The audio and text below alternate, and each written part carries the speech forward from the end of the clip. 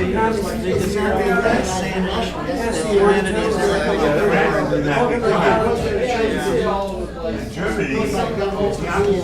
they're getting rid of the ecological complexes. Yeah, they decided to get rid of This is our 418th meeting since we started in February 2009. You want to sit down? We put a speaker on every week, a different It'll be subject. $1. We require our speaker to take a position on an issue or express a point of view they had before or against something, I don't care what it is. What? Please start over, everybody's too noisy. All right. Welcome to the College of Complexes. This is our 419th meeting since we started in February 2009. We put a different speaker on every week, a different subject. It before or against something, we don't care what it is. We give an hour to make a presentation. If anybody interrupts the speaker during his presentation, we remind the interrupter that we listen only one fool at a time. It's one of our rules. Then we have questions and answers from the audience of the speaker, not speeches. Then we have remarks, rebuttals. Everyone in this audience that wants to gets 5 minutes at the podium here to respond to the speaker said for or against. Speaker gets the last word, gets a comment, and close the meeting. That's how it works. Before we put on our speaker, we have time for announcements. Anybody have any announcements they want to make? Now's the time. Any announcements? No announcements? I can't believe this. You got any announcements? Jim wants to know. Jim wants to know. I don't have any. He wants to know.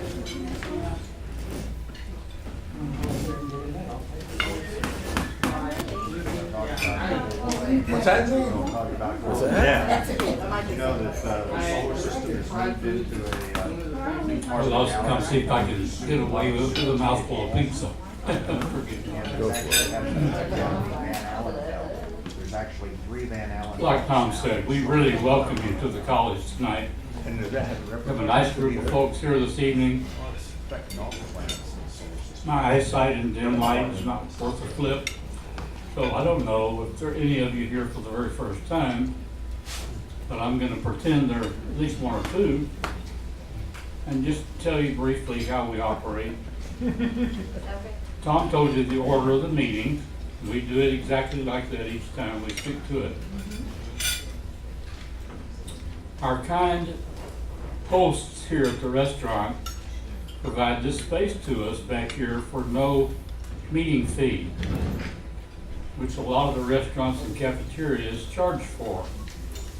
And we really appreciate that, guys, because if they didn't, I don't know if we could make it work. If we did, everybody would not just give $3 to Tom to cover the basic grunt expenses, which don't. I want him to increase the fees, and he won't. He's paying a lot of it out of his pocket, which he don't talk about, but I will, because I see the financial report every week. He's being very kind to us. So the main thing I always try to say when I get up and give my occasional little dissertations is, please recognize that we're getting a gratis room from our restaurant. Order some food. Be kind to your server. We want them to know that we really appreciate being here.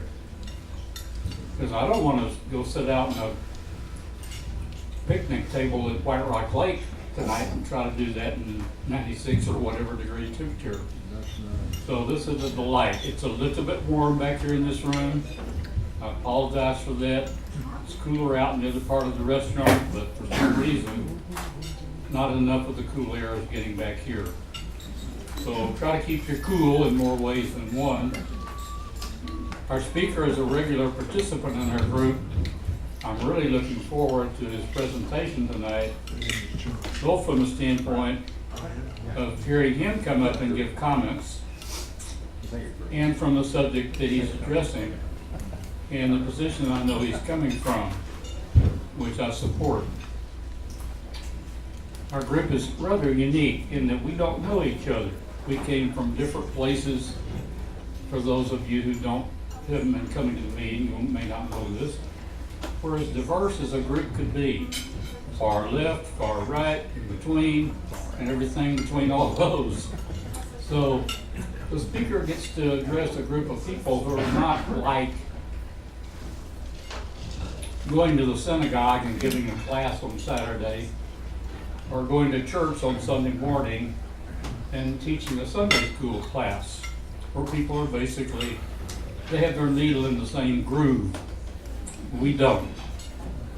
And it makes it interesting for a speaker because the questions are quite diverse, and so are the comments. So I hope you really enjoy it. It's a delightful experience, and we're so glad that you came tonight. Have a good evening.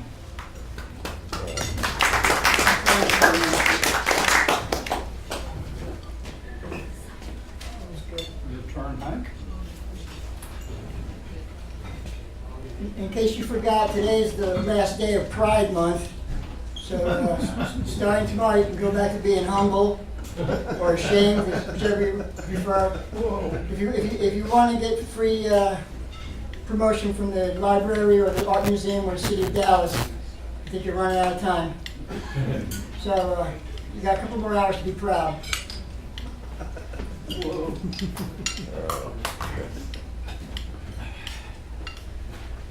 Make America proud again.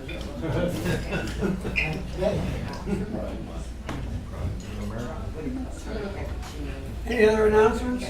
Anybody? All right, that's it. That's it.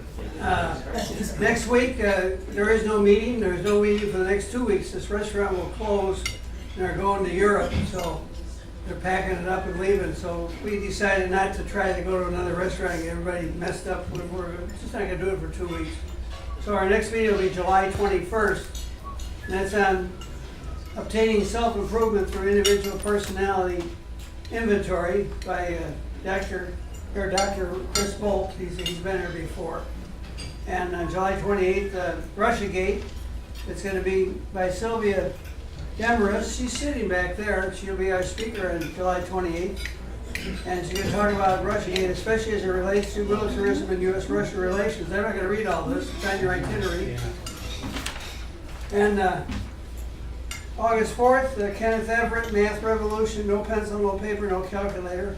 He was our speaker here about 4 or 5 years ago. So that'll be interesting. Anyway, September 15th, that's getting too far away, but it's ethical issues in genetic medicine. But just to give you an idea of what's coming up. But our speaker tonight is Ken Sauter. He's going to talk about what the left really wants. He's got a BFA in design from Carnegie-Mellon, MBA Letourneau University. He will discuss how radical leftist groups like Black Lives Matter, Antifa, and others say they want social justice. They rail against racism, fascism, and capitalism, but what would happen if they got what they say they wanted? He argues that we're going to look at the ideological roots of leftism, where it came from, and the fact that it's more of a spiritual movement than a political movement. Ken will delve into guiding thoughts of Marx, Engels, and other philosophies, their religious history, and what they said they really wanted when they weren't preaching their philosophy. Then he will look at how leftism is operated when it proponents get the results they said they wanted. Ken concludes that the consequences raise serious questions about the left's desire for social justice. So without further ado, please give a very, very warm welcome to Ken Sauter.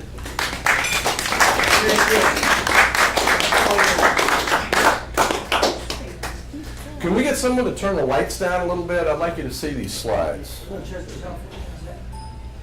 Okay, so I need to do. Come on.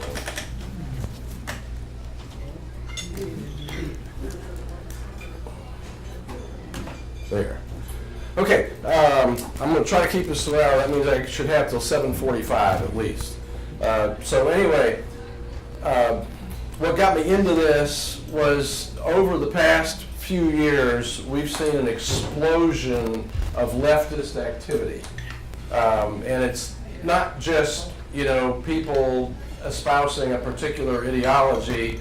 They've had riots at Berkeley just when speakers wanted to come in. Like if a conservative speaker wanted to come in, they didn't just disagree with the speaker, they shut it down and didn't let the speaker in. So in order to understand what the left really wants, the first thing we have to do is understand what makes a nation.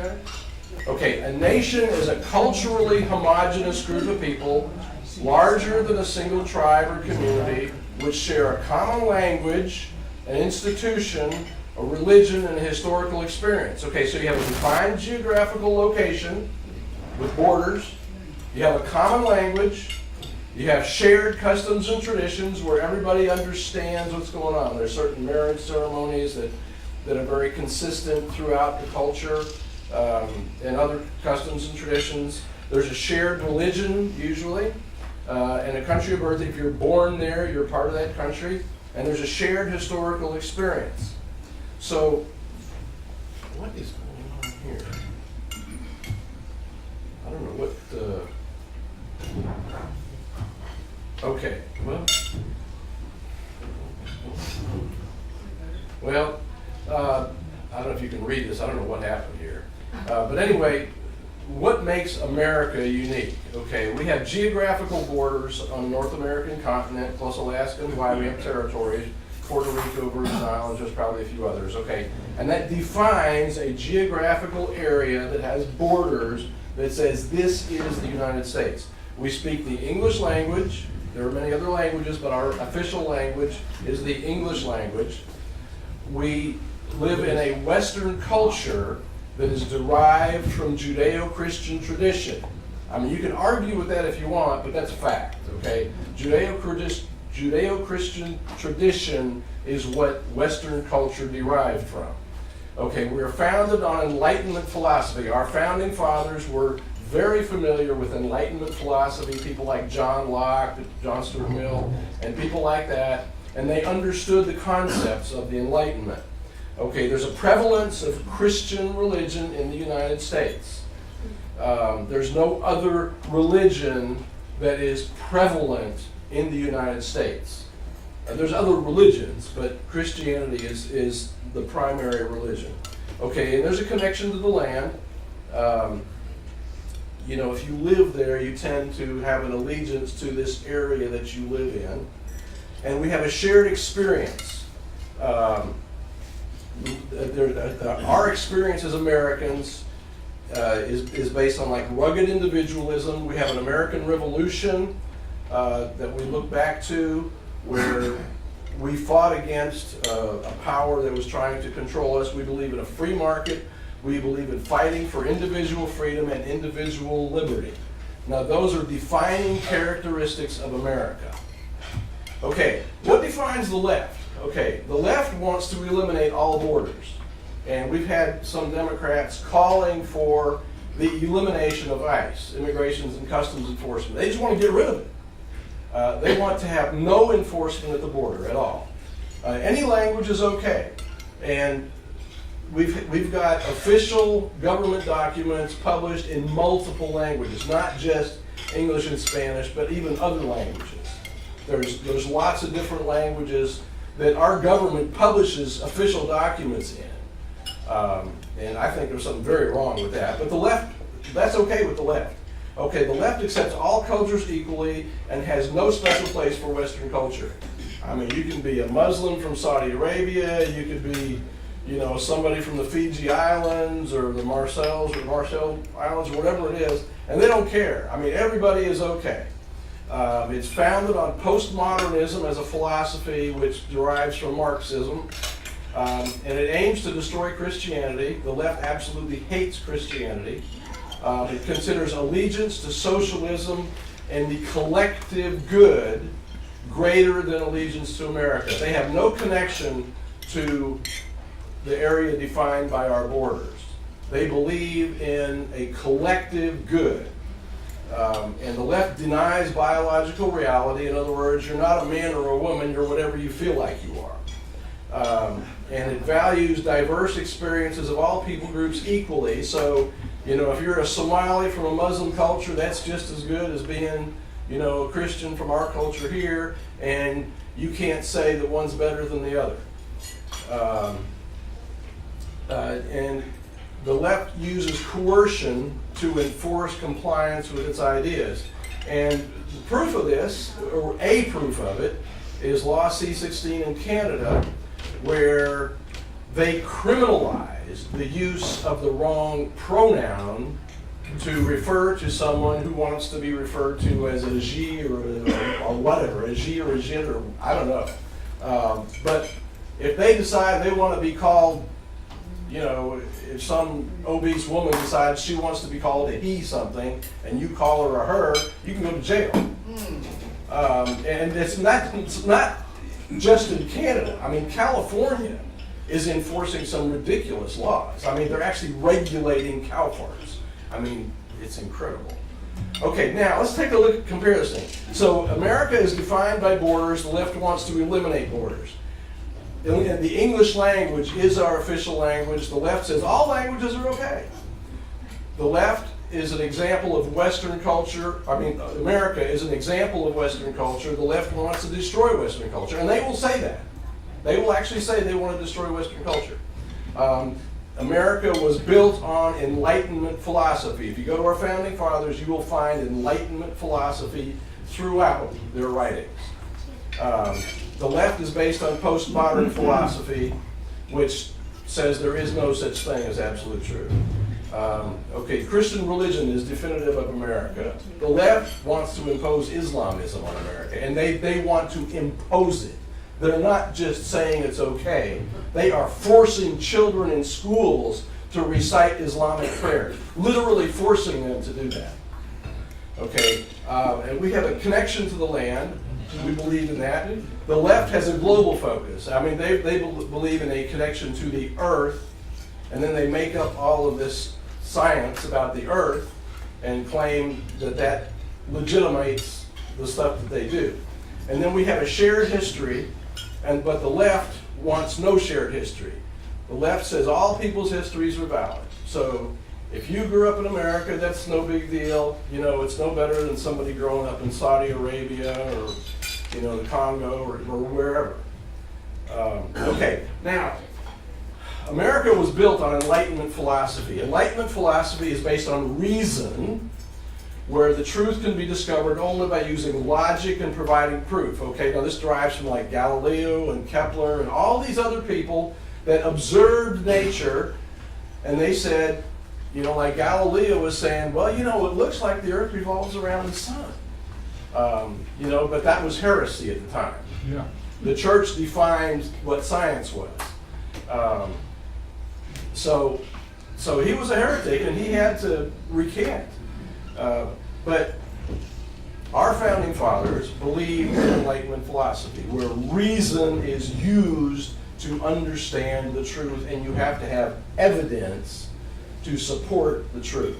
Okay, we believe in nature. Nature is inherently true and natural and logical. You know, lions don't fly, giraffes don't swim. They may swim, but they don't live in the ocean or anything like that. You know, nature is good by itself. You know, trees don't hang from the air. They grow in the ground, and there's something natural and good about that. Happiness is a moral duty to pursue happiness and to not prevent others from achieving their own. It's humanity's goal to improve upon itself, its civilization, and its understanding of the world, and liberty. All human beings are born free to choose how they should best live their life. Coercion is not part of Enlightenment philosophy. Postmodernism, on the other hand, believes in no absolute truth. Truth is a contrived illusion. Truth and error are synonymous. What's true today can be false tomorrow. If you go to counseling groups, they'll say, well, what's your truth? And what's your truth? And it's all different. And, you know, I mean, as far as relationships are concerned, the way people approach relationships, everybody's different, so you have to look at that in that way. But when you're looking at truth, what you base a civilization on, postmodernism believes there is no absolute truth. Opinion is more important than fact. And postmodernism spurns the scientific method. And you can see this in the kind of things they say and what they put out. They don't care about scientific method. Okay, traditional authority is false and corrupt. They just assume that up front. It doesn't matter that it took hundreds of years to develop these structures that organize society and keep things calm and normal and natural and working so we can all prosper in relative safety. Traditional authority is just no good. They deny morals, they deny religious constraints, and they deny secular authority. They believe collective ownership is fairer than individual ownership. And one thing you have to understand about collectivism is that a collective group of people, say you got 50 people, they don't make a group decisions as 50 people discussing things. They hire a leader, and the leader makes the decisions, and they go along with it. Collectivism always has a dictator. Amen. Morality is personal. Ethics are relative. So what's right for you is wrong for me. Everyone defines their own morality, so you just make up whatever morality you want.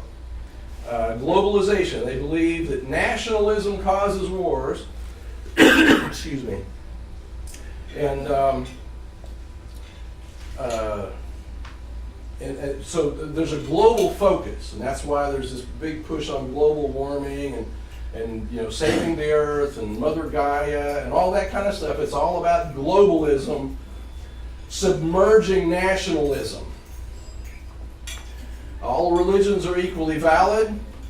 So they're saying Islam is the same as Christianity, is the same as Buddhism, is the same as Taoism, is the same as any other religion.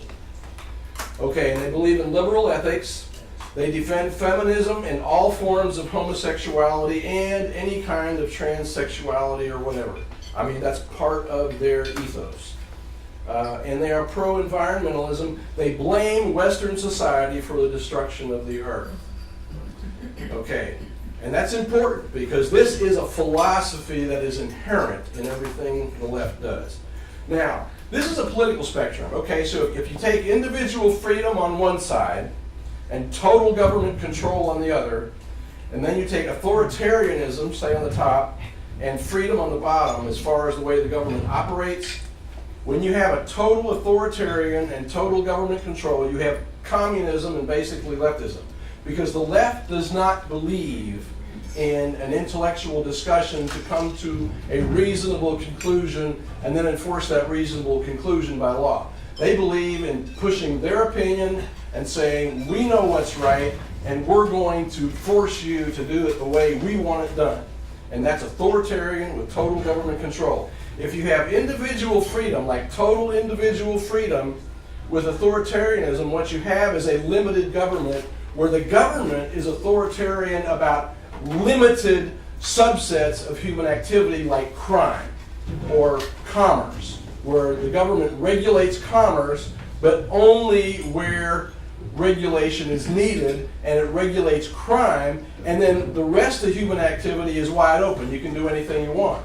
So you got to be careful not to be a criminal, and you got to be careful not to cheat somebody, but other than that, you can do anything you want.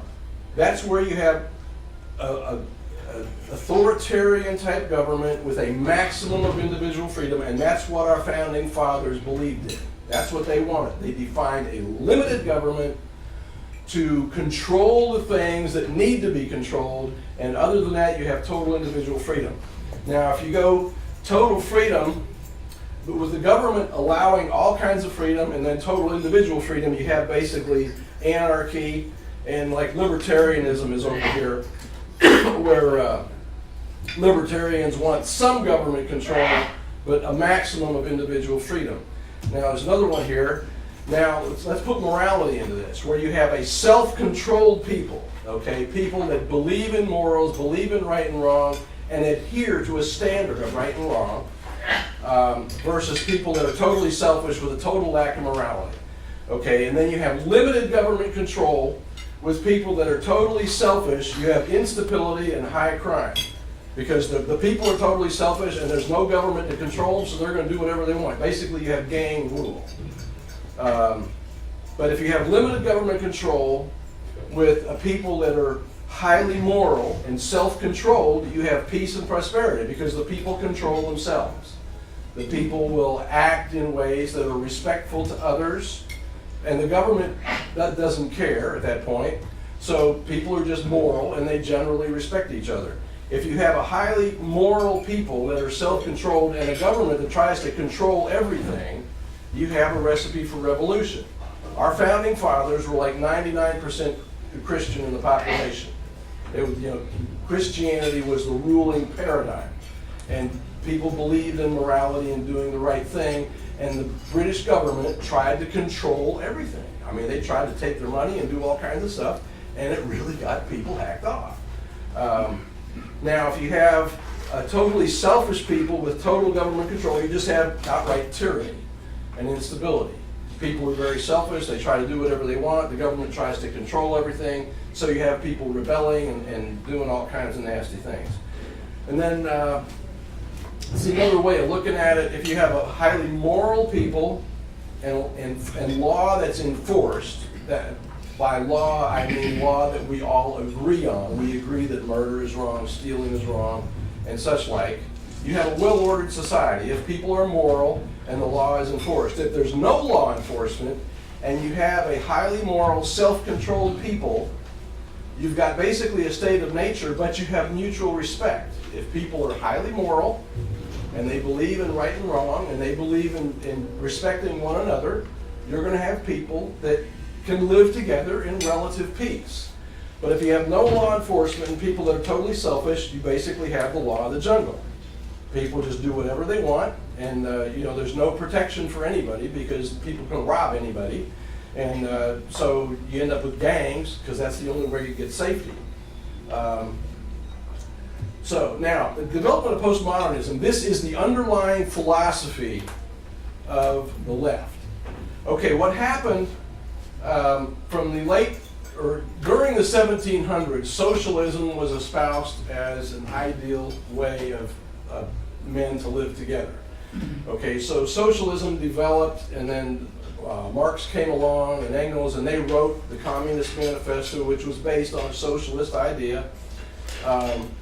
And from the 1800s into the 1900s, the Marxist academics were saying repeatedly that America would be the laboratory for Marxism to flourish in, because what would happen is all those capitalists over there in America would realize that their bosses were just these selfish, rotten, horrible people that were trying to get the better of them, and they would rise up against them and put them down, and they would impose the communist ideal upon America.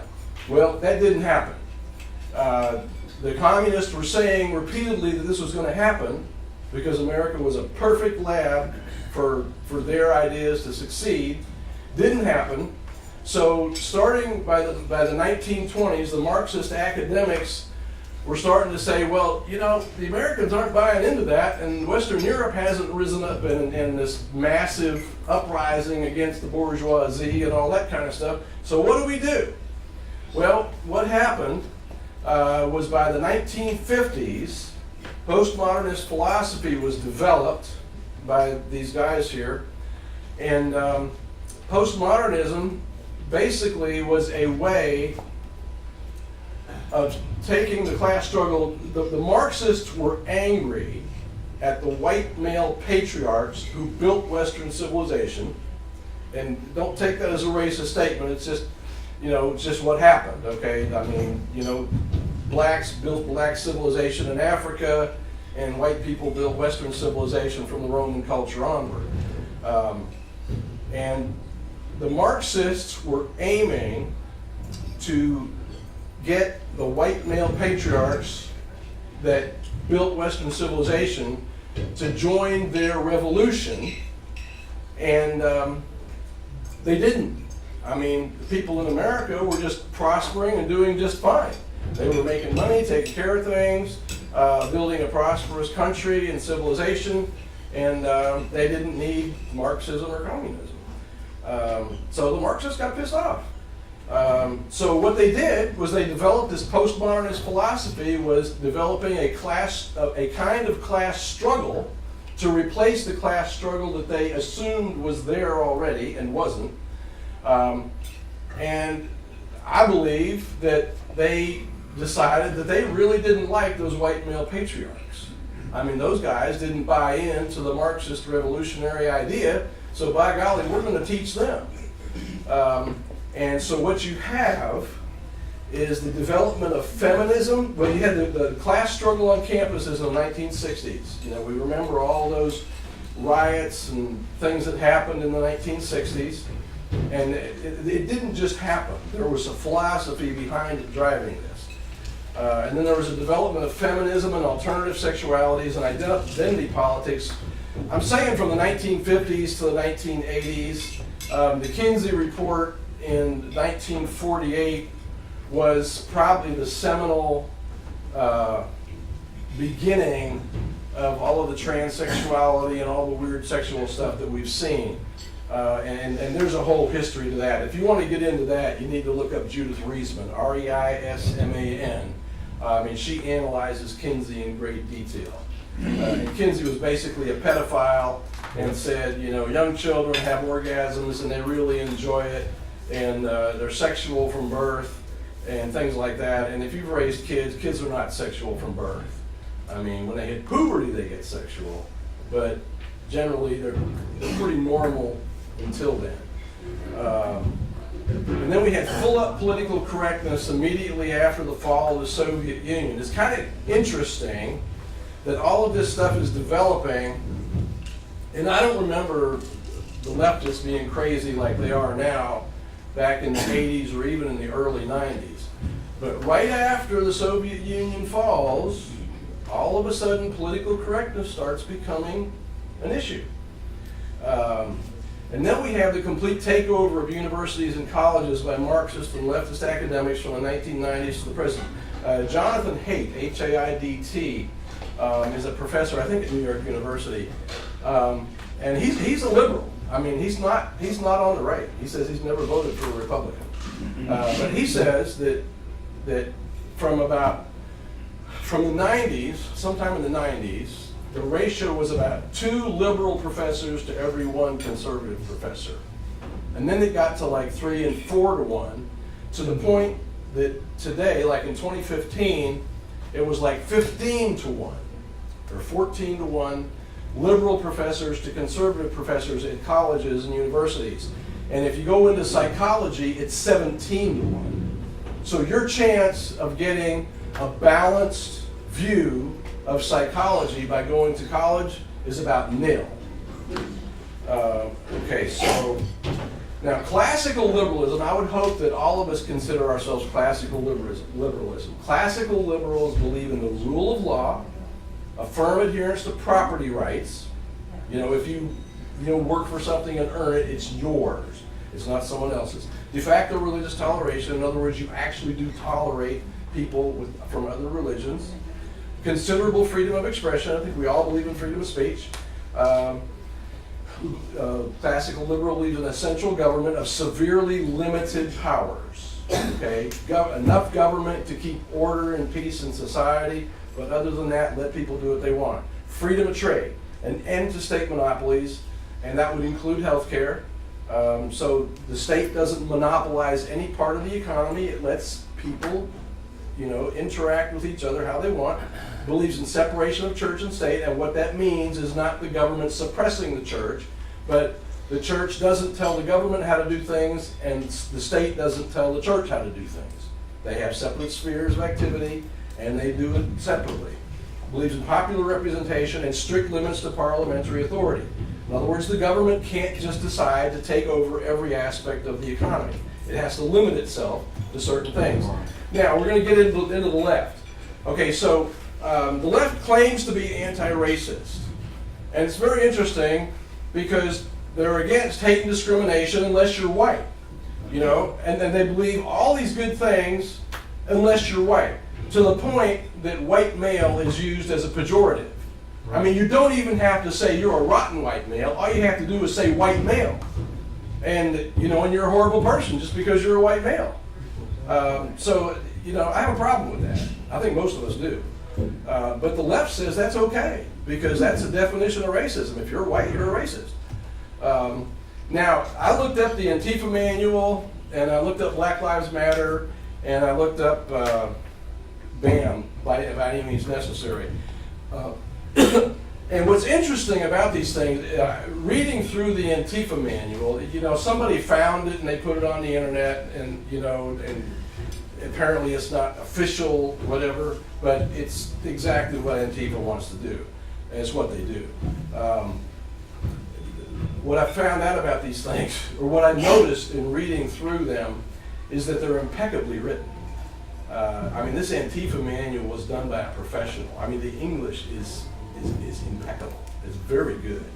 It was done by a professional communicator.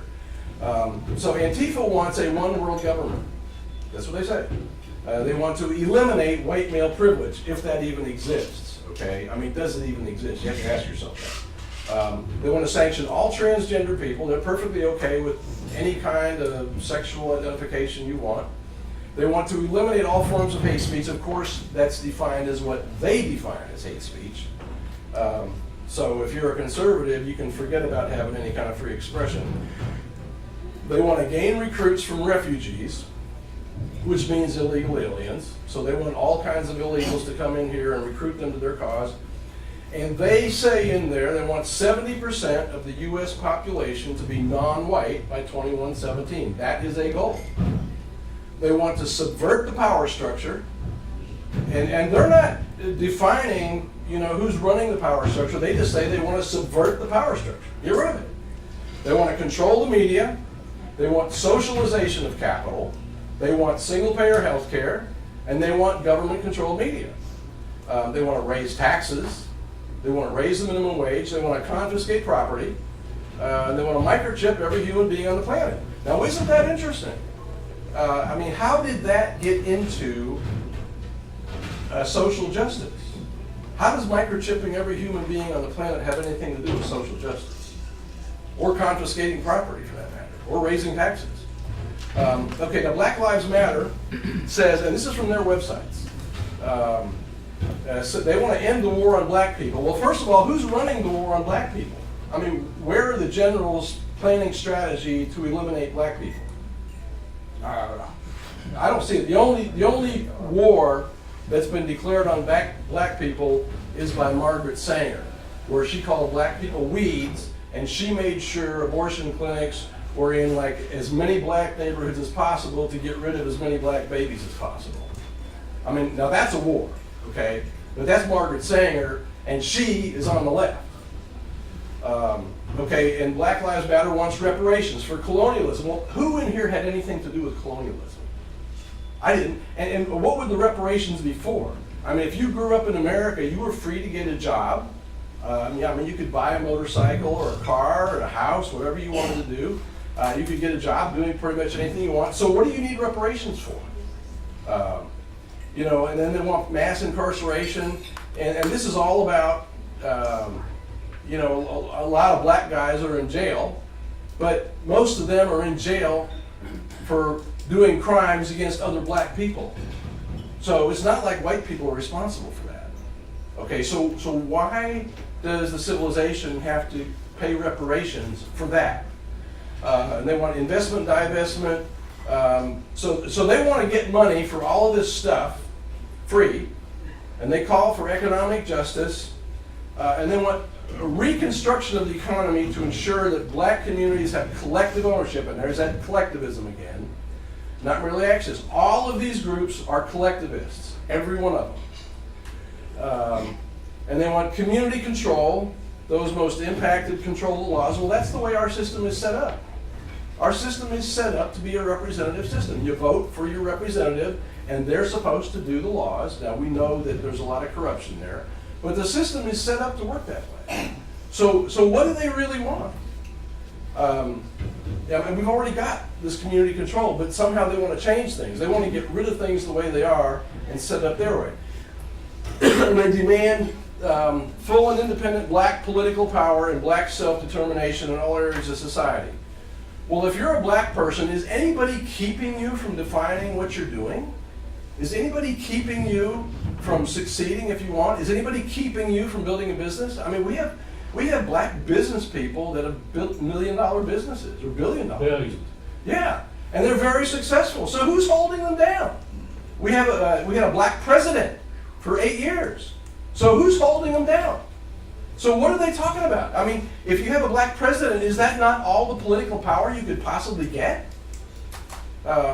Okay, and then bam, by any means necessary. Same basic deal. They want affirmative action. They want immigrant rights. In other words, they want to give rights to people who don't live here, which makes no sense. I mean, I don't have rights in France, other than just as a human being. I mean, I can't claim rights to welfare in France because I don't live there. Okay? Equality of rights and opportunities for women, and here again, we have this breakup of all these different groups, these identity groups. And they want to eliminate racism and sexism. Of course, their definition of racism and sexism, which means, pushing white people down because they're racist, because they're white. And sexism, and that basically means beating up on men because men are inherently sexist. And they reject biological determinism. In other words, if you're born a man, I mean, you're not necessarily a man. You're kind of whatever you want to be. Or if you're a woman, you can be an ornate building if you want, or think you're a computer. I mean, whatever. I mean, you can be anything you want.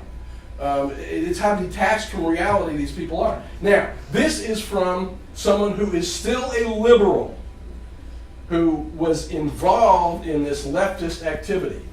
He says, I used to endorse a particular brand of politics that is prevalent at McGill and in Montreal more widely. It's a fusion of a certain kind of anti-oppressive politics and a certain kind of radical leftist politics. This particular brand of politics begins with good intentions and noble causes, but metastasizes into a nightmare.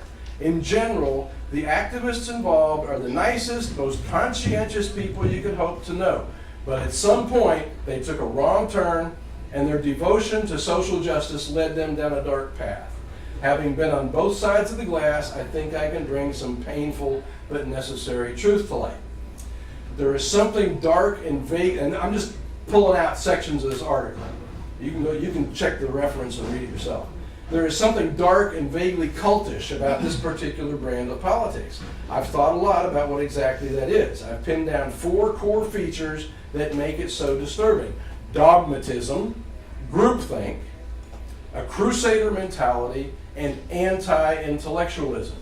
These are 4 characteristics that this liberal uses to define the left. Okay? Anti-intellectualism. We don't want to think about it. We're just right, and we're going to force our view on everybody. I'll go into detail about each one of these. The following is as much a confession as it is an admonishment. I will not mention a single sin that I have not been fully and damnably guilty of in my time. Okay, specifically on the radical leftist side of things, one problem created by this anti-theoretical bent is a lot of rhetoric and bluster, a lot of passionate railing against the world or some aspect of it without a clear, detailed, concrete alternative. When has the left said, this is a policy that we need, and then articulate that policy? All it is like, open the borders up, get rid of all those white racists, and that's basically all their policy is. Okay, we should be wary of political vaporware. If somebody's alternative to the status quo is nothing, or at least nothing very specific, then what are they even talking about? They are hawking political vaporware, giving a sales pitch for something that doesn't even exist. People who belong to oppressed groups are just people, with thoughts ultimately as fallible as anyone else's. They aren't oracles who dispense eternal wisdom. It is an ominous sign whenever a political movement dispenses with methods and approaches of gaining knowledge that are anchored to public revelation. In other words, you can find evidence for that point of view. And moreover, becomes openly hostile to them. Anti-intellectualism and a corresponding reliance on innate knowledge is one of the hallmarks of a cult or a totalitarian ideology. Okay, and now I looked up some definitions in the Stanford Encyclopedia of Philosophy. And Stanford Encyclopedia of Philosophy is a good reference. I mean, if you have any kind of philosophical question, that's a good place to go to get a really good idea of what's going on. Okay, the heart of liberty is the absence of coercion by others. Consequently, the liberal state's commitment to protecting liberty is essentially the job of ensuring that citizens do not coerce each other without compelling justification. Now, what part of the left is not about coercion? Everything about the left is about coercion. Okay, and then this is from, this is about George Lukács, or Lukács, I think how you pronounce it. In order for the proletarian messianic class to overcome class society, it must first seize power by creating the most extreme form of class dominance, i.e. a dictatorship. Bolshevism thus presupposes the conviction that evil actions can produce good outcomes, or, as Lukács puts it in the essay on Tactics and Ethics, that tragedy cannot be avoided in revolutionary politics. In other words, they're saying, you know, murder and mayhem is part of what has to happen for the left to overcome class society, what they call class society. Okay, now we're going to get into socialism. Classical socialism makes 4 claims. It claims that capitalism is exploitative, the rich enslave the poor, it's competitive and imperialistic. Okay, socialism, by contrast, is humane and peaceful. People share and are equal, just like they do in Venezuela, in Cuba. Capitalism is ultimately less productive than socialism. The rich get richer, the poor get poorer. Class conflict will cause capitalism's collapse. This is what the Marxists were saying through the 1800s and into the 1900s. Oh my God. Okay, and socialist economies will be more productive and prosperous, again, just like Cuba and Venezuela. Okay, so there were socialist experiments that were done, and I'm talking about socialism because it's about collectivism, and all of the left is about collectivism. Okay, so these are socialist experiments, and you can look these up yourself. This is like 7 of them, and all of them failed within a few years. The longest one was like Silkville, Kansas, which lasted about 16 years, but actually that was about 11 years and just hung on for about 5. Okay, why socialism always fails. This was written by Janelle Richardson in the History of Silkville. Silkville, Kansas was a socialist experiment where a guy named Boissier, a French guy, funded it, and they developed a silk production facility. And then they had like a communitarian way of everybody participating and all this kind of stuff, you know, the socialist dream, ideal, whatever. So, this is what happened. Boissier was disappointed. His ideas of a commune were not successful. Not enough associates could be attracted to Silkville to live the communitarian way of life with the cooperative labor scheme. Many associates left the farm. Workers could make higher wages elsewhere. People had to be hired and paid wages. By 1882, Boissier began to find the competition for silk products from the Orient was growing. Silk could be imported cheaper than his workers could make it at Silkville. The silk industry could not become profitable. From 1881 on, the silk activities were curtailed and only retained on an experimental basis until they were abandoned in 1886. So what happens is Silkville was a competitor in a global market, and the Chinese were better at making silk than Silkville was. So people bought from the Chinese instead. So Silkville failed. I mean, they could make silk, and they could do it all right, but they couldn't compete with the free market. And from that, ultimately, a socialist economy is just another competitor in a global free market and not a very good competitor at that. Amen. Okay, now the first time that socialism was tried was in Plymouth Colony. And this was before socialism developed as a governmental system and all that. But Plato had developed it. Okay, the experience that was had in this common cause and condition tried sundry years, and this is Plymouth Colony. I believe that they looked at the chapter in Acts where it talks about everybody having everything in common. And they took that as a model for an economy, basically a socialist economy. And that's the way they tried to do it. So they tried having everybody doing things for everybody else, you know, from each according to his ability, to each according to his need, which sounds real good, but it doesn't work. The experience that was had in this common course and condition tried sundry years, and that amongst godly and sober men. You couldn't get better people to try it. may well evince the vanity of that conceit of Plato's and other ancients applauded by some of later times, that the taking away of property and bringing in community into a commonwealth would make them happy and flourishing, as if they were wiser than God. For this community, so far as it was found to breed much confusion and discontent and retard much employment that would have been to their benefit and comfort. For the young men that were most able and fit for labor and service did repine that they should spend their time and strength to work for other men's wives and children without any recompense. The strong, or man of parts, had no more division of victuals and clothes than he that was weak and not able to do a quarter than the other could. This was thought injustice. The aged and graver men to be ranked and equalized in labors, victuals, clothes, etc., with the meaner and younger sort, thought it some indignity and disrespect unto them. For the men and for men's wives to be commanded to do service for other men, as dressing their meat, washing their clothes, etc., they deemed it a kind of slavery, neither could many husbands well brook it. So if your wife was forced to work for some other man, how would you feel? I mean, would you feel good about that? And naturally, these people didn't like it. Okay, and how'd they fix it? Okay, with weak crops and little hope of supply, the pilgrims divided the parcels among the families and told them to grow their own food. They found that those who would pretend they couldn't work due to infirmity, weakness, or inability, sound familiar? Gladly went to work in the fields. Corn production increased dramatically and famine was averted because communism was eliminated. Bradford's account doesn't end here. He goes on to describe why he believed the communal system failed. Understanding the reasons for the failure is just as important, if not more important, than learning about the failure itself. I'm not going into the rest of this here. You can look it up yourself if you want.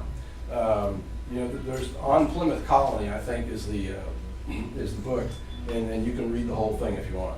Okay, now we hear a lot about the British Health Service in here, so I thought I'd just look it up. I just did a quick search and found a bunch of articles, and I'm just quoting from the articles. I'm not going into great detail. Okay, it says, I learned about the new set of deferrals from the news, but if I receive a notification, it will be the third time my operation is postponed. Okay, this is a disgrace. We injure ourselves while working to pay our taxes, and the government just leaves us to suffer. Health Secretary Jeremy Hunt apologized to patients on Wednesday for the postponement of thousands of non-urgent operations. We desperately need a fundamental rethink.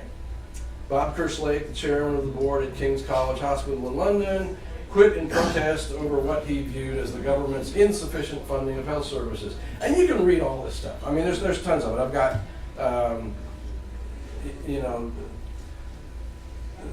herein lies the Achilles heel of socialized medicine. Without a profit motive, there is less incentive to enter the field of medicine, resulting in a dwindling supply of doctors and nurses, as demand from patients increases, resulting in shortages and rationing. So if you're going to give people things for free, you get more people wanting things for free, and if you don't pay the people giving it to them accordingly, they're going to quit and go somewhere else. And there's more. The NHS has a death rate 4 times higher than the U.S. following major surgeries.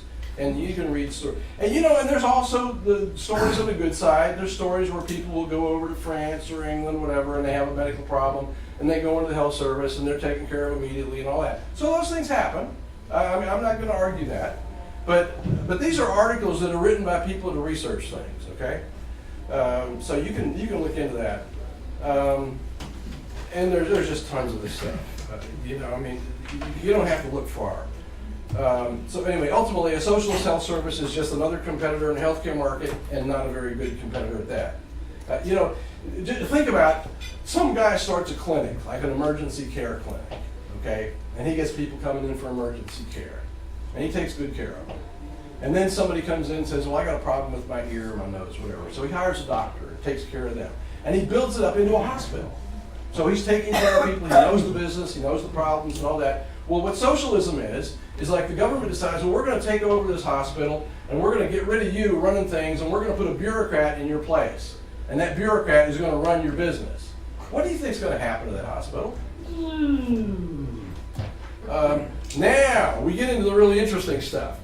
Okay, modern sexual proclivities, and this pretty much dates from Alfred Kinsey's report in 1948, where he presented his report on sexuality as if everything he talked about was normal stuff. Basically what he did was he used, like, I don't know, 1,400 or 1,700 pedophiles in his research. And he was busy raping children, and he was sexualizing babies and all kinds of things. And he was a pervert. I mean, the worst kind of pervert. And again, look at Judith Reisman, R-E-I-S-M-A-N, and she will. She's written a number of books going into great detail about Alfred Kinsey and what he did. Okay, so today what we have is pedophilia is being normalized. There have been at least 2 TED Talks where they're trying to normalize pedophilia. In a TED Talk, okay? There have been Slate magazine and I think a few other magazines have run articles basically saying pedophilia is normal. Homosexuality it's all over. Every form of transgender possible. I mean, you can get the acronym going probably a mile long if you want. People have all kinds of weird ideas about that. We have multiple genders. There's something on the internet called a complete guide to genders or something like that. I mean, there's stuff like video gender where you think you're a computer. It's like, you know, and I think there's one where some guy thinks he's an ornate building. You know, what does that have to do with sex? I don't know.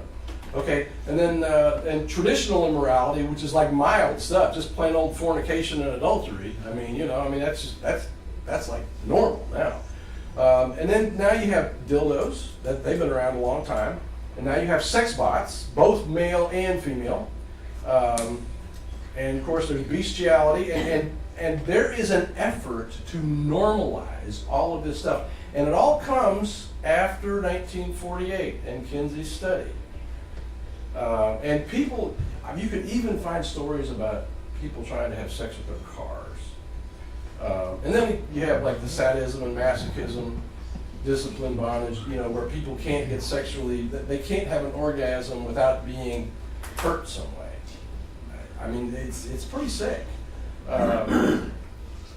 You know, I mean, basically our society is sliding into a mode where sex with anything is okay. I mean, if you want to have sex with a table, you can do it, I guess. I don't know how you do it. But people would do it. Somebody would do it.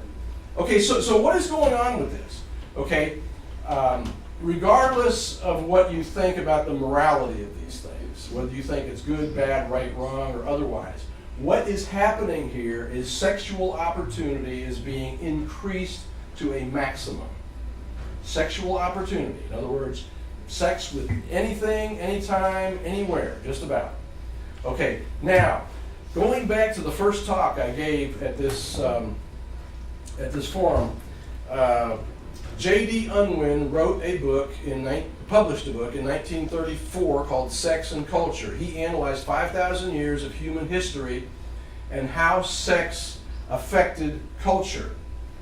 And he says, when marriage is a compulsory lifelong association of 2 equal partners, and a woman knows no man except her husband, and a man knows no woman except his wife, sexual opportunity is reduced to a minimum.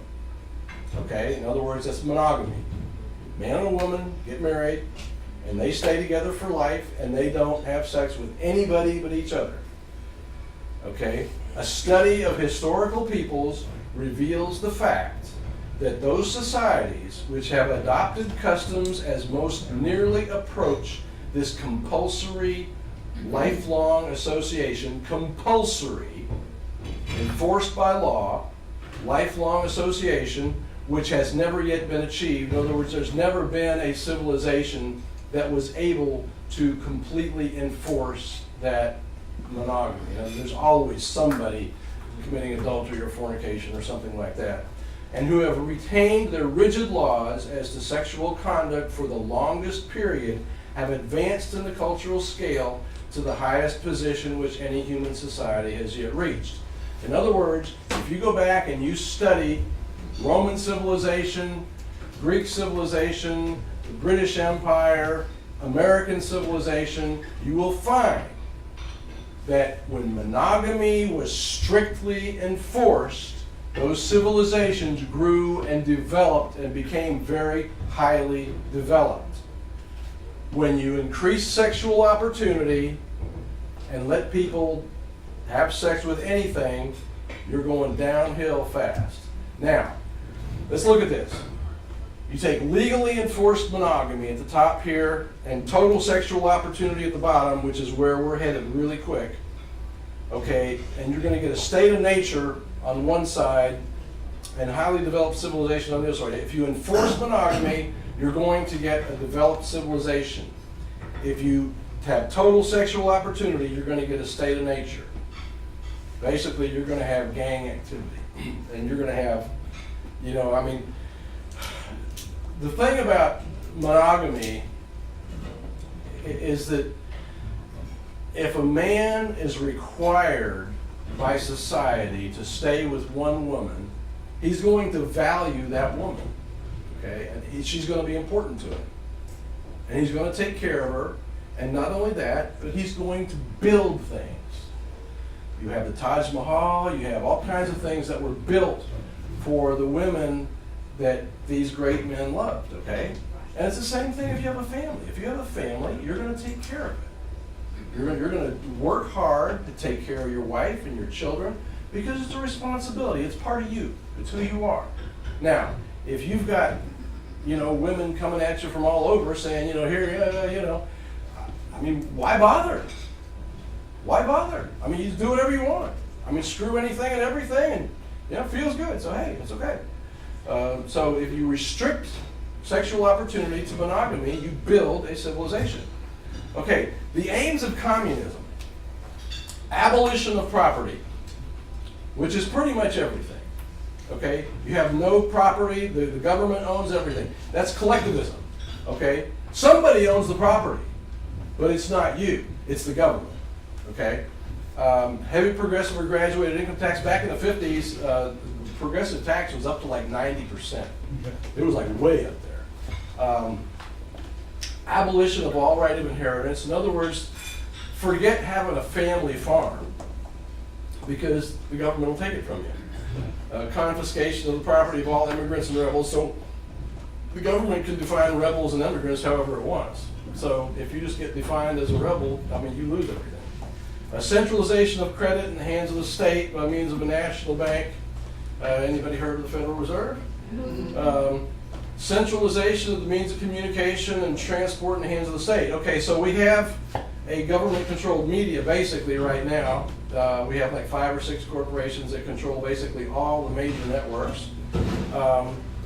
Transport, they're talking about self-driving cars, even cars without steering wheels, where, you know, you get in your car, you tell it where you want it to go, and it goes there, except who wrote the software? And who can hack into the software whenever they want? Well, I guarantee you the state can. And the left is always talking about like getting smaller cars and riding buses, which is centrally controlled. And you know, you can. This is in the Communist Manifesto. You can read through all that you want. And control of education and destroying the family is part of it. And these are just statements from the Communist Manifesto. But these socialist and communist publications contain also a critical element. They attack every principle of existing society. Every principle of existing society. The practical measures proposed in them, such as the abolition of the distinction between town and country, they never cease for a single instant to instill into the working class the clearest possible recognition of the hostile antagonism between bourgeoisie and proletariat. The communists disdain to conceal their views and aims. They openly declare that their ends can be attained only by the forcible overthrow of existing social conditions. Okay, now let's look at some of the things, the early writings of Marx. Through love of Christ, we turn our hearts at the same time toward our brethren who are inwardly bound to us and for whom he gave himself in sacrifice. Sounds very Christian. Union with Christ could give an inner elevation, comfort in sorrow, calm trust, and a heart susceptible to human love, for everything noble and great. Okay, so Marx wrote this early in his life. Okay, and then if we have chosen the position, and this is from Considerations of a Young Man on Choosing His Career. If we've chosen the position which we can accomplish the most for him, Christ, then we can never be crushed by burdens because there are only sacrifices made for the sake of all. So Marx appeared to be Christian in his young life. Later on, so a God has snatched from me my all, in the curse and rack of destiny, all his worlds are gone beyond recall, nothing but revenge is left to me. The hellish vapors rise and fill the brain, till I go mad and my heart is utterly changed. See the sword, the prince of darkness sold it to me. That's heaven I forfeited, I know it full well, my soul once true to God is chosen for hell. That's Marx. And Engels was very much similar. Engels wrote a poem, like a 4-stanza poem, which very much glorified God early in his life. Okay, and then later on, he was the same way. And this is what associates of Marx said. The evil one is the satanic revolt against divine authority, revolt in which we see the fig-end germ of all human emancipations, the revolution. Socialists recognize each other by the words, in the name of the one to whom a great wrong has been done. They're always angry. Notice that? The leftists are always angry. Satan is the eternal rebel, the first freethinker and the emancipator of worlds. He makes men ashamed of his bestial ignorance and obedience. He emancipates them, stamps upon his brow the seal of liberty and humanity, in urging him to disobey and eat of the fruit of knowledge. In this revolution, we will have to awaken the devil in the people to stir up the basest passions. Our mission is to destroy, not to edify. The passion of destruction is a creative passion. And I'll end with this. This is from Theodore Roosevelt in 1907. In the first place, we should insist that if the immigrant who comes here in good faith becomes an American and assimilates himself to us, he shall be treated on an exact equality with everyone else. For it is an outrage to discriminate against any such man because of creed or birthplace or origin. But this is predicated upon the person's becoming in every facet an American, and nothing but an American. There can be no divided allegiance here. Any man who says he is an American, but something else also, isn't an American at all. We have room for but one flag, the American flag. We have room for but one language here, and that is the English language. And we have room for but one sole loyalty, and that is a loyalty to the American people.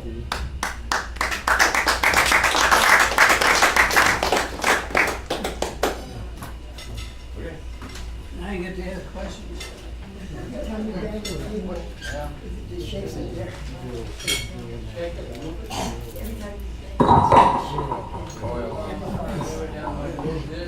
Amplify it. The vibrations amplify it up there. That's where the projection's coming from. I have a couple of questions. At which school are children being forced to recite Islamic? I don't know particularly which one, but you can look it up. I mean, it's not just one. I won't take that, because a lot of times in here I hear people say, you can look it up, and I search and search and search. Well, I can't do your research for you, ma'am. I mean, there's plenty of places. It happens in California. It happens all over California. It's happening all over. Okay, has anyone reported this? Yes, it's reported in newspapers. Has anyone reported this particular school? Yes, yes. Did you report it? No, I didn't report it. Actually, I've read about it myself. Okay, what is the name of the school? I will report It it. was in the Tennessee, in the southern part, eastern. Let me know, because I will report it. Well, it doesn't take much to look it up. You can just look up, kids forced to I've recite heard that Islamic before prayers. here, and I look things up and I can't find Well, then you anything. need to look a little harder because it's there. You said it's all over the place. It is all over the Can place. anybody here tell me the name of a school where that happens? It's all over the United States. But if it's all over, somebody Well, ought all to you know have the to do is number. look. If you don't look, you're not going to find it. I will look. Look by newspaper. My second question is, who do you define as leftist? Well, I gave you the definition. I didn't hear that when I heard nation and I heard Well, I couple, mean- but I didn't hear the definition of who you considered leftist. Well, left is, they want to eliminate all borders. Any language is okay, accept all cultures equally. I mean, all of this is the left. She wants names. What's left? Oh, you want names? I don't, Antifa, Black Lives Well, Matter. that's not a person. Well, but I mean, it's groups. I mean, they have leaders. Bernie. They have leaders, and then, I mean, Berkeley's got bunches of them. I mean, So would you Berkeley's, say Democrats are leftist? well, what I would say to Democrats is you need to ask yourself if you agree with what the left is doing, because they've taken over the Democratic Party. I don't know a single Democrat that believes in those You know things. Chuck Schumer? You know Nancy Pelosi? You know Maxine They Waters? don't believe those things. Look Well, up I mean, if you don't believe it, that's up to you. This afternoon, I looked up the Democratic platform on the internet. And it was nothing like that at all. Well, if you read through the Democratic platform, which I did, it's like a shotgun blast of federal programs, and most of this stuff is included in it. I read through the Democratic platform, all 55 pages. Yes. You mentioned during your speech that white males built America. What part did slaves play in building the country? And if there should be one flag flying, what part does the Confederate flag play on public property, or should it be flown? Okay, on public property? well, the Confederate flag is part of our history. I don't think history should be denied. On public property, I mean. Well, public property is fine. I mean, it's part of history. But, you know, blacks were part of this nation. They were used as, you know, economic, you know, as laborers. And they did what laborers do. You know, they built the cotton industry, basically. And so, you know, I'm not, you know, I don't agree with slavery. It's horrible. If you read, you know, Frederick Douglass's autobiography in Uncle Tom's Cabin, you get a pretty good picture of what slavery was like, and it wasn't very pretty. It was actually pretty rotten, and the fact that, you know, white society through the South at that time, and even in the North, I think, basically treated blacks pretty rotten. So, you know, I'm not defending slavery in any way, but Western civilization was built primarily by white male patriarchs. I mean, that's just a fact, okay? I mean, it's not right, wrong, or anything else. It's just what happened. Okay, what role do you think government should play in the economy? Government should play the role that our Constitution defines for it. And what was that? And that is that the government has the responsibility to regulate interstate commerce, not intrastate commerce, but interstate commerce, and it has the right to, well, it's very limited, okay? It to promote the general welfare, okay? That does not mean a welfare program. Promoting the general welfare is making things safe for everybody, so everybody can proceed about their business without worrying about being robbed. So does this mean you support law and order and more guns for the police, for example? Well, I don't know about more guns for the police, but I do support law and order. I mean, we don't worry about a bunch of terrorists coming in here and killing us. Okay? I mean, occasionally that happens, but not very often in America. There are other countries where they have to worry about that. Okay? I mean, when law enforcement does its job, we don't have to worry about that. So what aspects of fiscal spending should the government get out of in controlling the economy? Well, the government shouldn't control the economy. The government should stay the hell out of the economy and let businessmen run the economy. I see. So fiscal spending therefore has no aspect of the economy. Is that what you're saying? What I'm saying is that the government spends a lot of money. It has a legitimate purpose in funding the military for self-defense. Okay? Not offense, but self-defense. Okay? So, it has a legitimate purpose in funding those things that are necessary to protect people and allow them to operate in a free market without interference. Okay. That's all the spending that's legitimate. So we should not spend anything, from what I understand you to say, that might promote the general good. Well, promoting the general welfare, it has to be defined. If you promote the general welfare as welfare programs, I disagree with that. Promoting the general welfare should be about allowing people to be themselves, to conduct business freely, without constraint, and without coercion by anyone, including criminals, be it business or financial or otherwise. Okay, so when we have a crash, which we'll have one soon, should the government intervene and spend money? Well, I believe that when the 2008 crash happened, the government, instead of infusing all of this cash into everything, should have just got the hell out of the way and let the banks collapse. And if they can't run their business, they deserve to go out of business. Well, we would agree on that one. Okay. So let's get on to social programs. So would you eliminate Social Security, for example? I believe Social Security presents us with a conundrum because people have depended on it for so long. There's a lot of people that depend on it.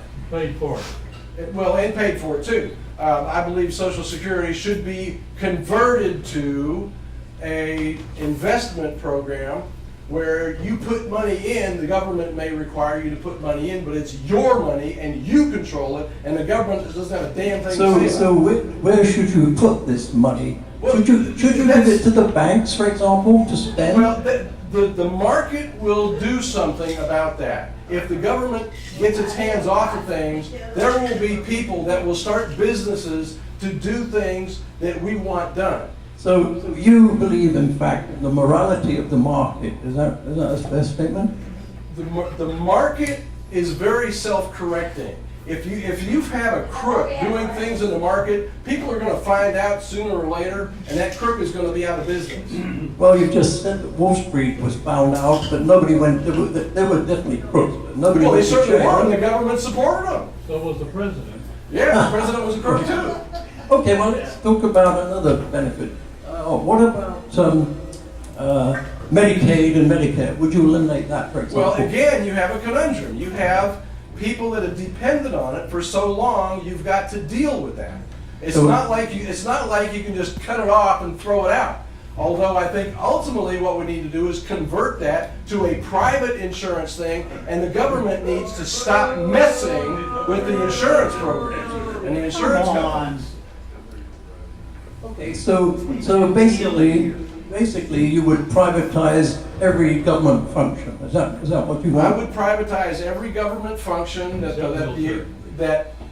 the free market can take care of. Only those things that the free market is unable or incapable of taking care of should be done by government. And of course, you're a deep believer in free trade as well, I expect. Well, genuine free trade, not what's called free trade. Okay, so what is free trade? Free trade is free trade, where Explain it. if I want to, No, if I explain want to it. buy something from you, or if you make something and I want to buy it, you and I agree on a price. I pay you that price, and you give me whatever it is. Okay, So- that's free trade. You know, Sam Johnson had a town meeting once in Mesquite, and I came in. He was talking about NAFTA, and so I asked him, "Okay, we've been doing free trade for a while with all these countries, haven't we?" And he said, "Yeah." "Okay, we've been doing it okay, haven't we?" He said, "Well, I guess yeah." "So why do we need 1,000 pages of government to do what we've already been doing quite successfully?" And he didn't have an answer.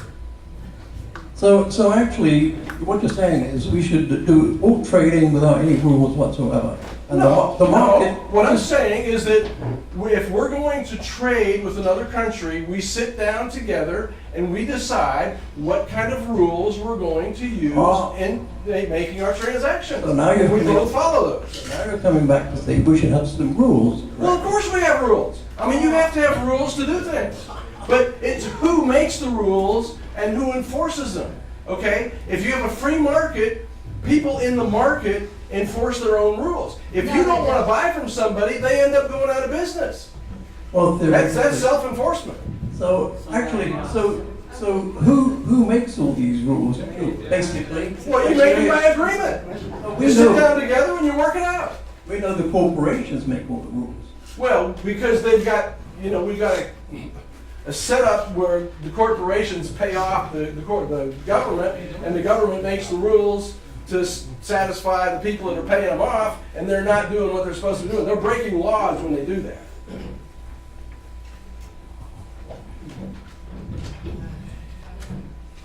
Do you have a question? Yes, I was waiting until you realize that Social Security was set up as an investment fund for those people who put the money in, but Congress looted all the money out of it for their own other purposes. Right, which is why we shouldn't have government doing things like that. Secondly, in Canada, the government set it up so that they have a private group that runs their Social Security, and it stays invested, and it's one hell of a lot better than ours, and it's open to us to invest in it and become part of it. Probably because it's private. So. Who's next?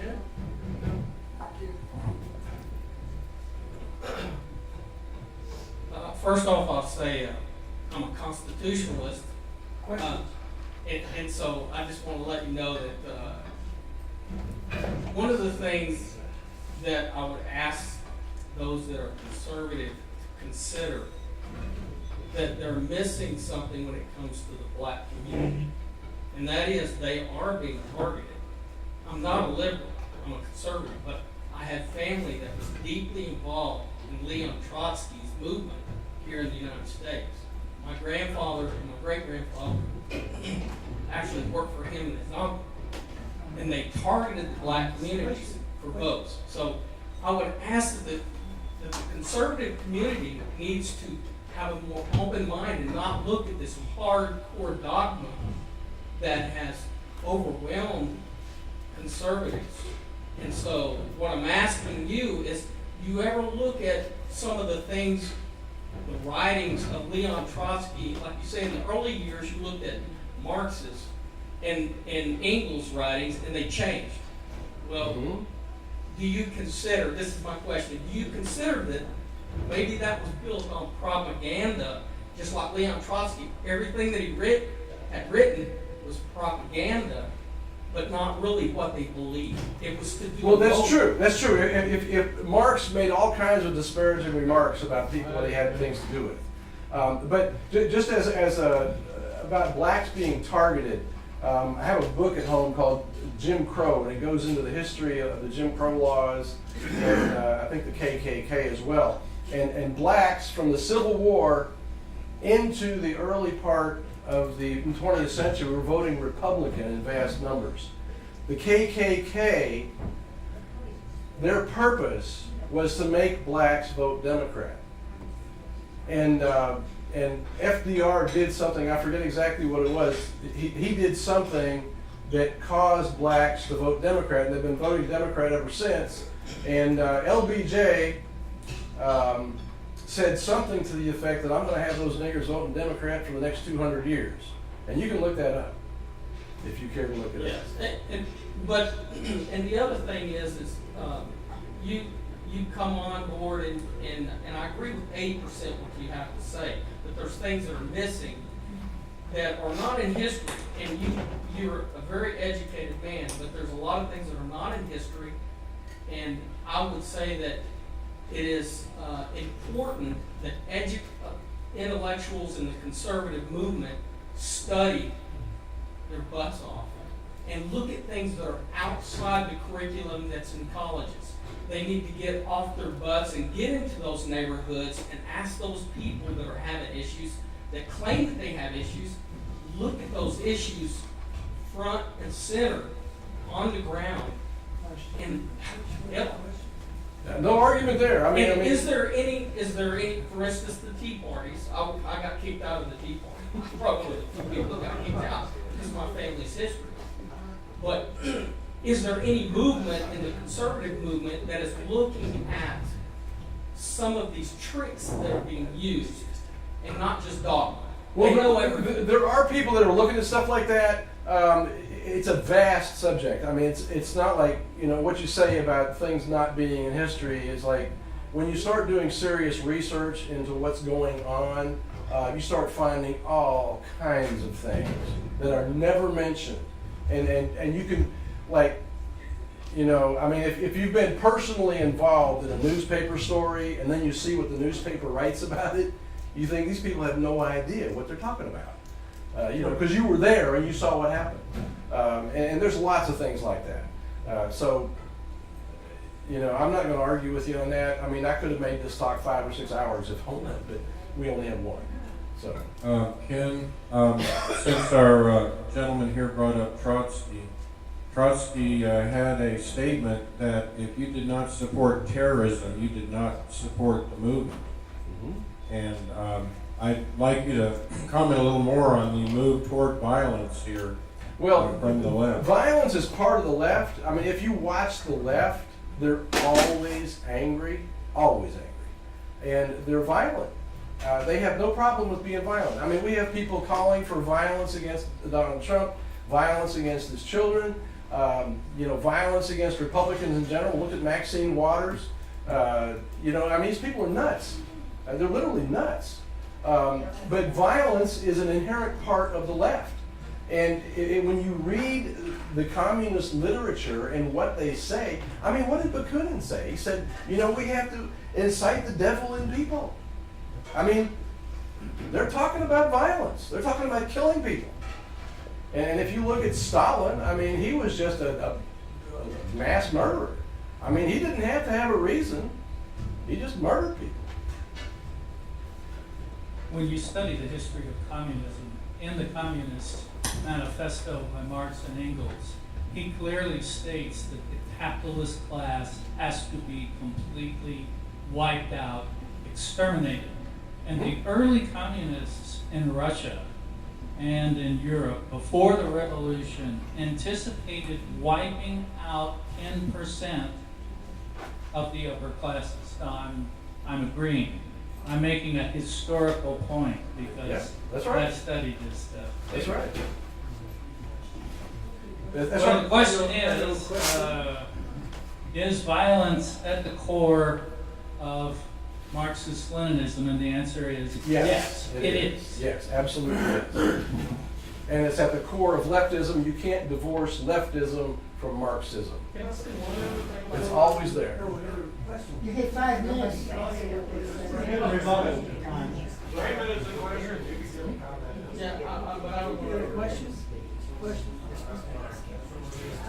One simple question. Why do you think the far left extremism group is violent? Well, it's their nature. People act out their nature. And leftism, the thing about the left is that they can't get what they want with intellectual reasoning. They cannot sit down and reason with you and convince people of their point of view, because their point of view is violent and it's against everything that's good about society. So the only way they can get what they want is by being violent and literally taking things over and killing people. E.g., if you have no truth in your position and you go out and you fight and you kill everybody or force them into submission, then you've won the war with no bullets in your gun. Well, what happens then is you have to sit down and say, okay, now we've won, now what do we do? And that's when you have to sit down and work out how you actually govern. And what Western culture is the development of that line of thinking, saying, how do we actually govern this society? And the only way you can govern it is basically on a Christian ethic and building laws from that, like based on the 10 Commandments, and then you have a well-ordered society where people can live in peace. The left doesn't want any part of that. All they want is control. What I don't understand is why groups of people line up to block traffic and actually causes so much really consternation and people die because of it? I just don't understand. That's a leftist movement? Well, that's the way the left operates. The left does not care about consequences. All the left cares about is power. The left wants to control everything and wants to exert power, and it wants to knock down everything that it perceives as bad.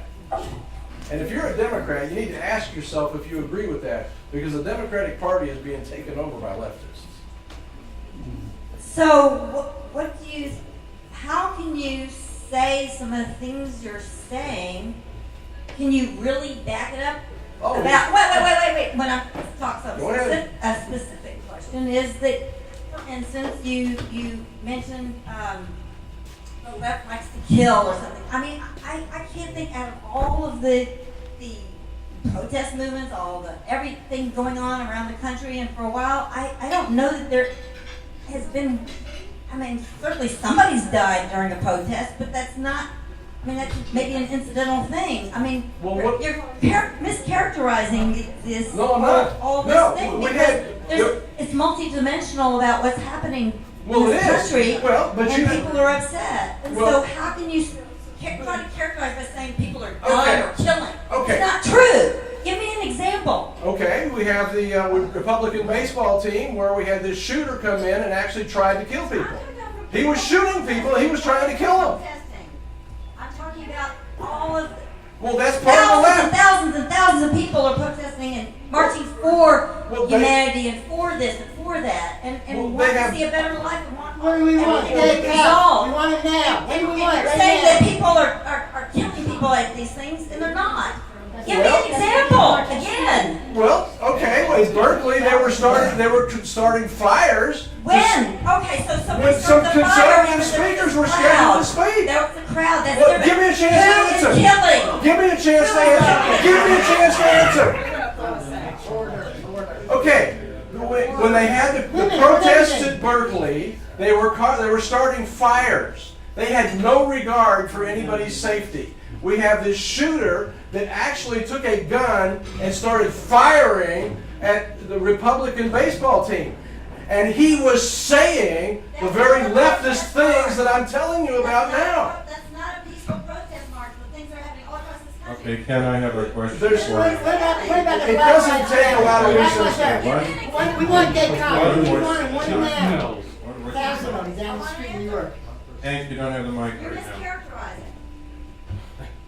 Okay, I have a question for you. Go ahead. Has Antifa been violent in their protests? Well, let's put it this way. Owen Schroyer from InfoWars tried to go to a memorial for Kate Steinle, and he's got video of this, where some Antifa protesters were wearing masks and holding guns and preventing him from going to that memorial. Now, if that's not violence, it's the next thing to it. They were holding guns and wearing masks and preventing him from going there. Have you seen videos of people being attacked by Antifa Yes. members? Everybody I think you get to sit down. All right. Everybody else gets, now, I have family that worked that side, and they did. now it's your turn to talk, so who wants to be first? Here. Come on up here. Everybody here, who wants to be first? You're second, he's first. Oh, okay.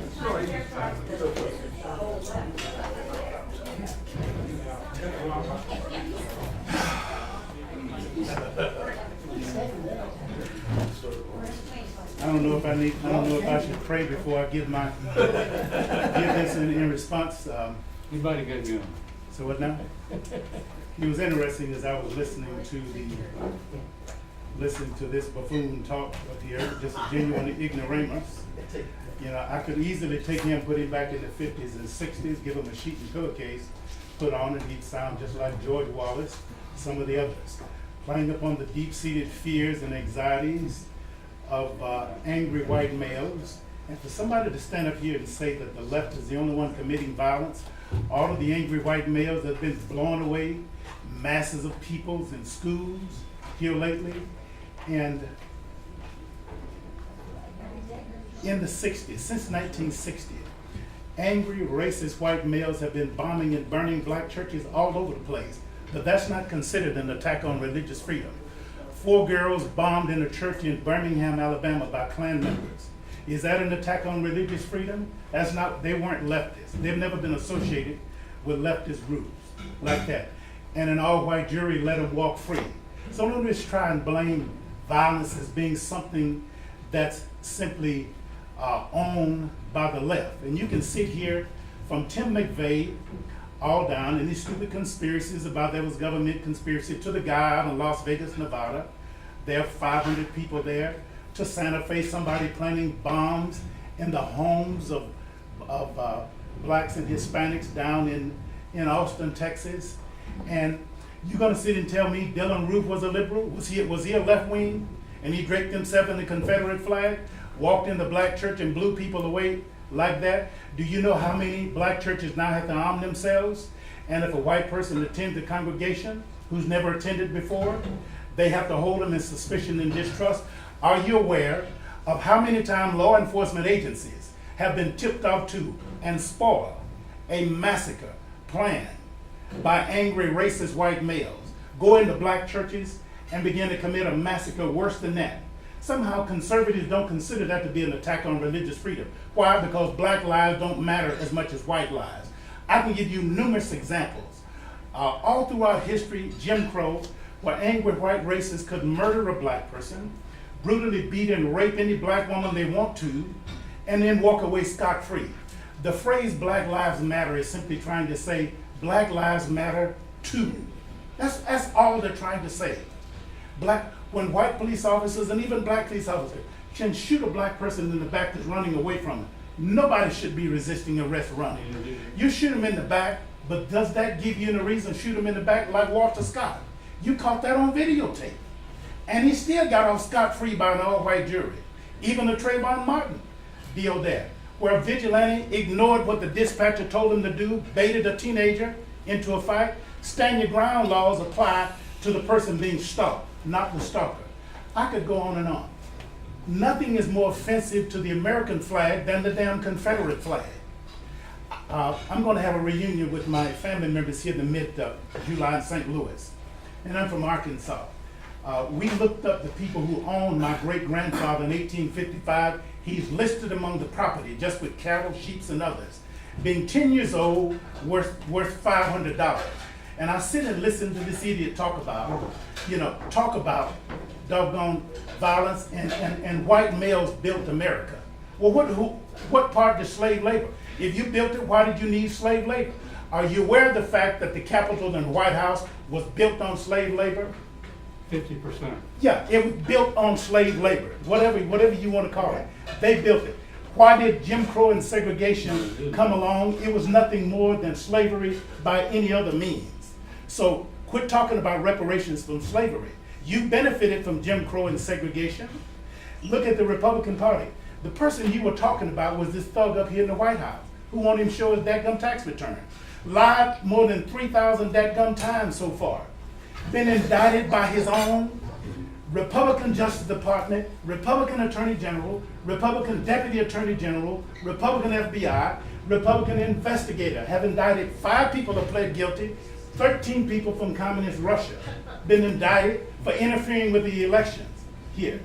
And on and on I might go. I know my... before he was even president. Yeah. Before he ran for office. It's been that way, and they're doing it right now. Let me altering finish. it. If you want to stand up and talk, you can do that in just a minute will. when I'm up. All right, you can do it in a few minutes.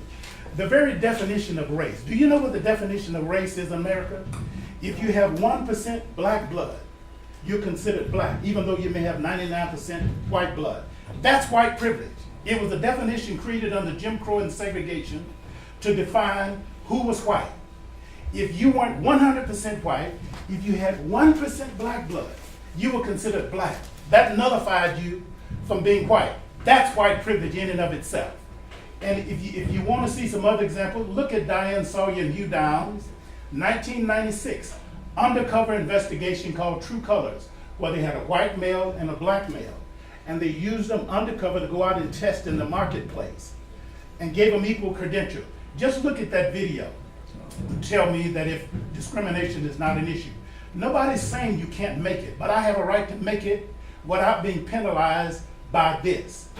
And when it comes to police shootings, why aren't black police officers shooting unarmed white citizens in the back that are running away from them? Because they know they will never get by with it. They take chances. No, they don't do that. They don't shoot unarmed white citizens in the black, they would never get by with it. Are you aware of the fact that 70% of all police officers killed in the line of duty are killed by angry white men? As of 9 November last year, 2017, the 295 police officers killed in the line of duty up until that point, 236 of them were killed by white men. All you think about is the idiot that went on the shooting spree down here in Dallas a few years ago, and that has tainted you. You can look this up. Who's killing police officers? The majority of police officers is angry white men. So it would stand to reason police officers should be more suspicious when they stop a white motorist than anybody else.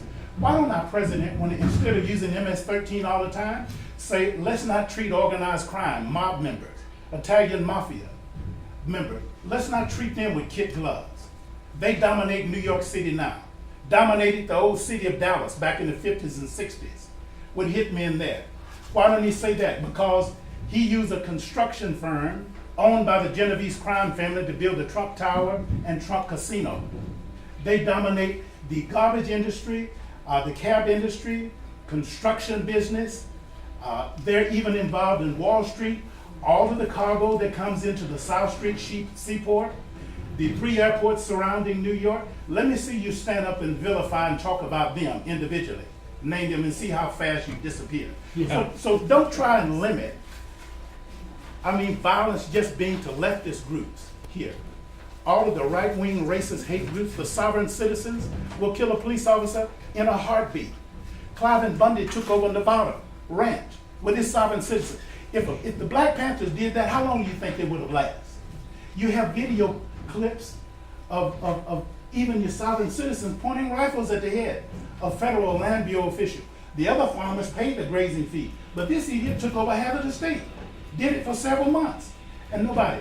So this is, I know I've gone on and on, but nothing has just outraged me more than anything than this.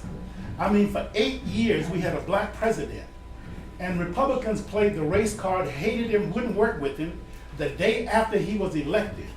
And this is mentioned in the book True Blood by, I think it was Joanne Mellon, where there were several Republicans met the day after his inauguration.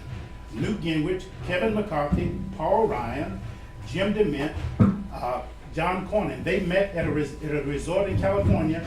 They agreed that they was going to block anything he tried to do, just to try and prove that a black man couldn't prove a great nation.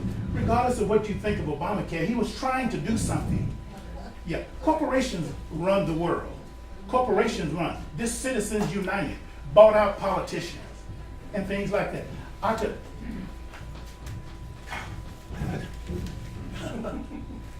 just go on and on about this. But for somebody to be so biased and ignorant of history, the Confederate flag is a symbol of white supremacy, white racism. Dylann Roof proves that. You know, the bridge in Selma, the Edmund Pettus Bridge, Edmund Pettus was a Grand Dragon. And I have some former friends who were former Klan members. The Grand Dragon is the one who gives the orders to go out and kill somebody. You name the bridge after Edmund Pettus a Grand Dragon. What if you name it, if I was governor, I would name the next one after Bin Laden or any other ISIS or Al-Qaeda, and name the next one, put a swastika tattoo on it, because it is no different than that. Here's an article about a Republican who won an election here in North Carolina, who says that God is a white supremacist. And he won the election in North Carolina. God is I forget his name, but you can look it up. He just won the Republican primary. Said that God is a white supremacist. You think he would mention anything like that? What about the Klan and all of the stuff that white supremacy groups have done to the country in passing their agenda? And they got somebody here in the Oval Office that agrees with it, that can basically do anything he wanted to. This paid a porn star off a few days before the election to keep quiet so he could win the election, signed an executive order authorizing offshore drilling in every place around the country except Florida, where he has his golf resort, even hires illegal immigrants while he's creating all of this mess on the border or whatever. If Republicans wanted to stop illegal immigration, just punish employers who hire them. That would stop it overnight. But they don't want to do that because they want employers to exploit cheap labor. If you want to stop illegal immigration, just punish employers who hire them. That'll end the stuff overnight. I would challenge you to look up, this book is by Henry Louis Gates, The 101 Inventions by African Americans, the role that they played a part in building the nation. I'm not saying white males didn't, but to simply exclude that, that's the stupidity of Pat Buchanan. And I have a picture of my great-grandfather when he was 10 years old, worth $500, owned by people there on the plantation, couldn't leave. And you're gonna sit and say something stupid and bigoted like that, and you wonder why the Republican Party is 99.9% angry white males. There are a lot of black conservatives around who would love, agree with the values, but not the politics. You're not concerned about equality. Agree with the values of the party, but definitely not this white supremacy politics. It's no accident that all of you white supremacy groups always vote conservative. Wherever the conservative Republican Party is, your white supremacy groups will fall right behind. That's who they vote for. And conservative white Christians vote for the same thing with that. I know I've gone on and on about this over my time. But the face of terrorism in America should be an angry white male, not ISIS and Al-Qaeda. The stats show that since 9/11, 70% of the people killed in terrorist acts in America have been killed by angry white men, not ISIS or Al-Qaeda. You can go down the line. All of the recent mass murder shooting, we've forgotten about Santa Fe because we're sitting on the edge wondering if you and I are going to be in the wrong place at the wrong time when the next angry white kid, angry white male, decides to go in, let everybody feel his rage. Sorry about that. I'll give you an extra $3.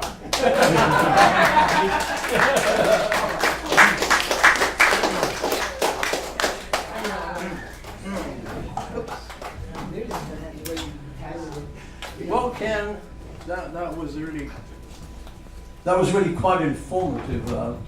Actually, basically, what I would say is most of the characteristics you lay on the leftists, I could come along here and say these same characteristics are there on the right too.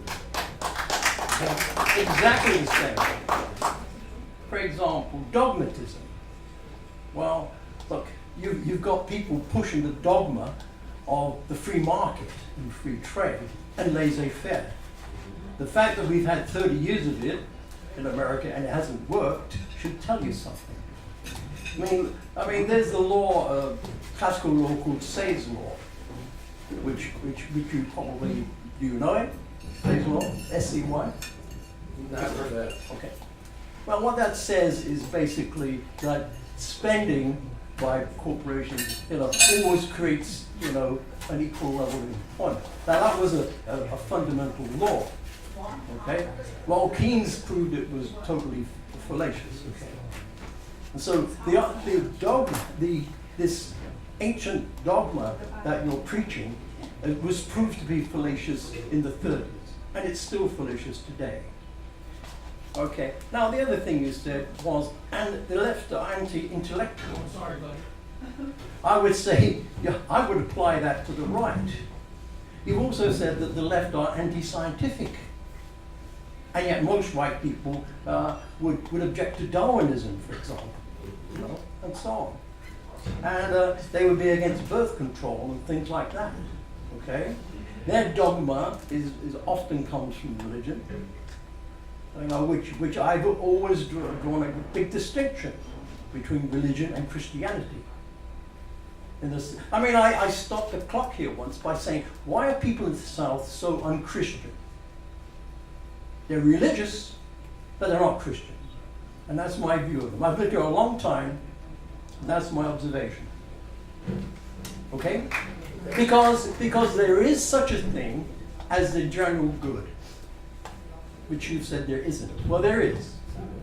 And the real problem about America is with capitalism as it's preached, as it doesn't give a damn about the average person, the individual that you so love, and the general good.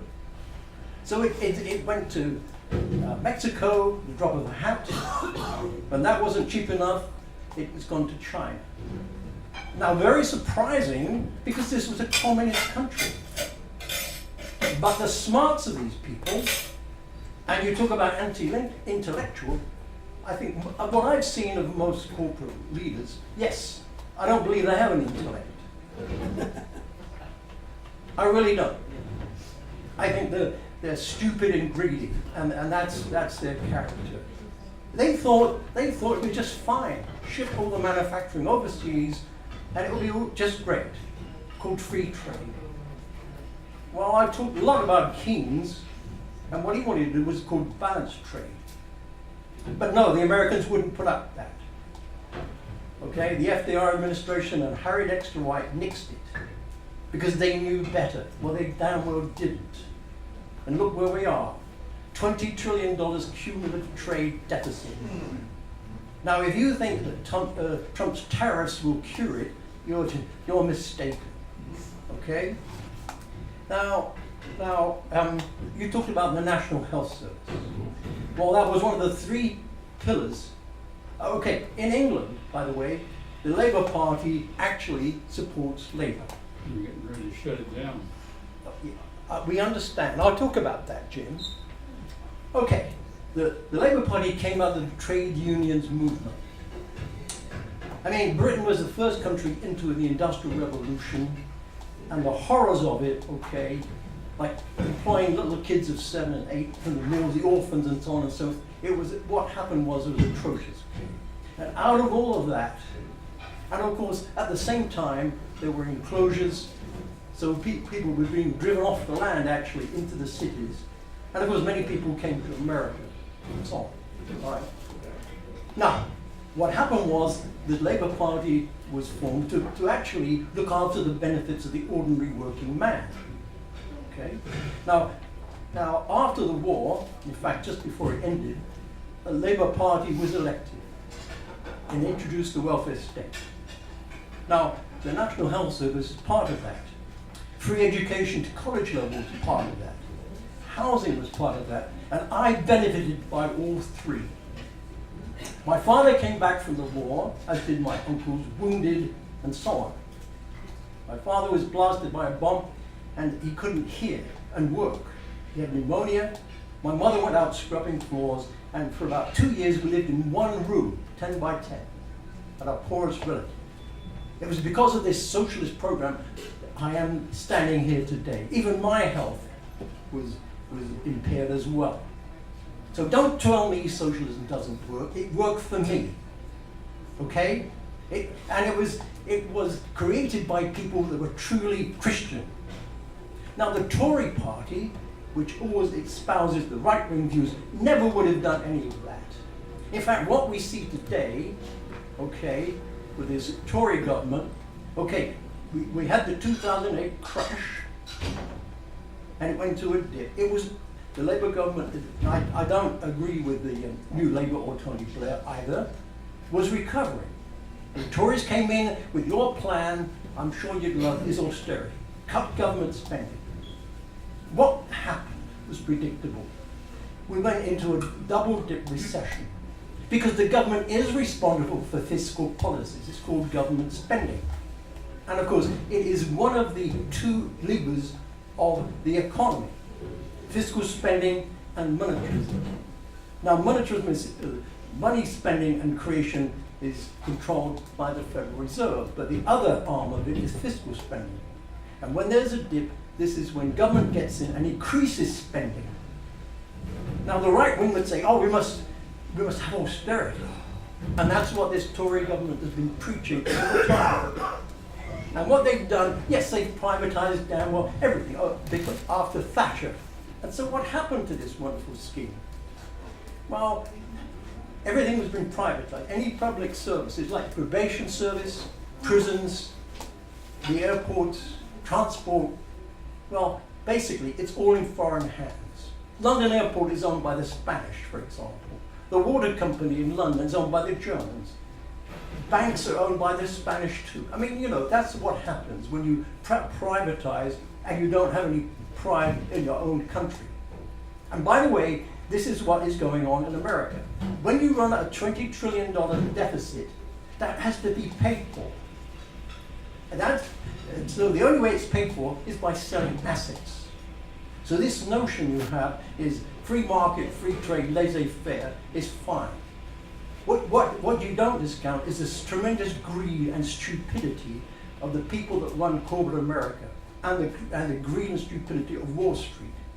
There is no proper industrial program because that would be government interference, okay? But that's what this country needs. It needs a good industrial program. And it needs a business creation program. Now you talk about the leftists being violent. Goodness me. I mean, America is the most violent country in the world. It's got engaged in all these damn wars. And Vietnam was a classical example, but it failed. It went to the Middle East, and that came out of Cheney and Rumsfeld. And they wanted to go there to grab the oil. What a disaster that was. And that was no leftist war. That was from a right-wing cabal here, the oil companies. And it totally failed. And of course, Europe is now paying the price for that. You got a flood of refugees pouring into Europe, you know, that we could do without, for obvious reasons, especially London. Okay, but being in the EU, we have to accept all these people. There are about 3 or 4 extra people, a million more extra people, which you can't house. Now, the National Health Service, yes, the Tory party would love to privatise it. They privatised the Royal Mail just the other year. I mean, anything standing and breathing, they'll privatise with the stupid notion that the private's going to run it more efficient, but it doesn't. And I stood here telling you why, and the reason why is the economy of scale. Right, 1 more minute.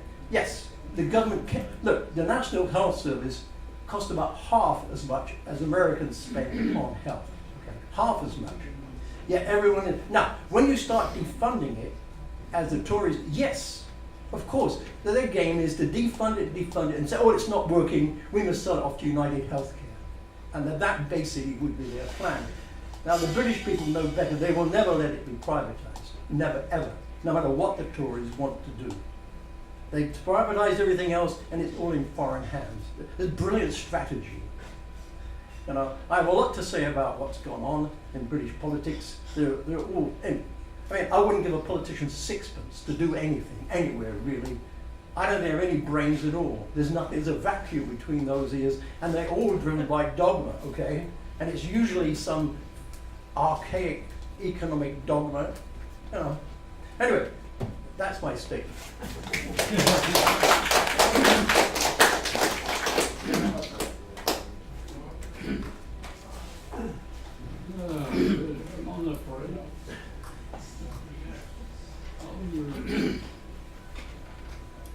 I saw a bumper sticker that says, my dogma ran over your karma. My karma ran over your dogma. I got it backwards. My karma ran over your dogma. So, now, all right, we've got it. Subject tonight was what the left wants. Well, I believe that there is a very long-range plan being done by the strategists of the Democrat Party. Now, stay with me. A long-term strategy. The idea is to have, of course, more voters. Wouldn't that be nice? Yeah. More voters. Well, if they can get more voters to be Democrats, maybe all through the states, then whenever there is election, any kind of election, local or federal, national elections, there's going to be more Democrats. And they'll win all the elections. And whenever they win all the elections, Republicans will just be irrelevant. There won't be any Republicans with any kind of power. Democrats will have all the power.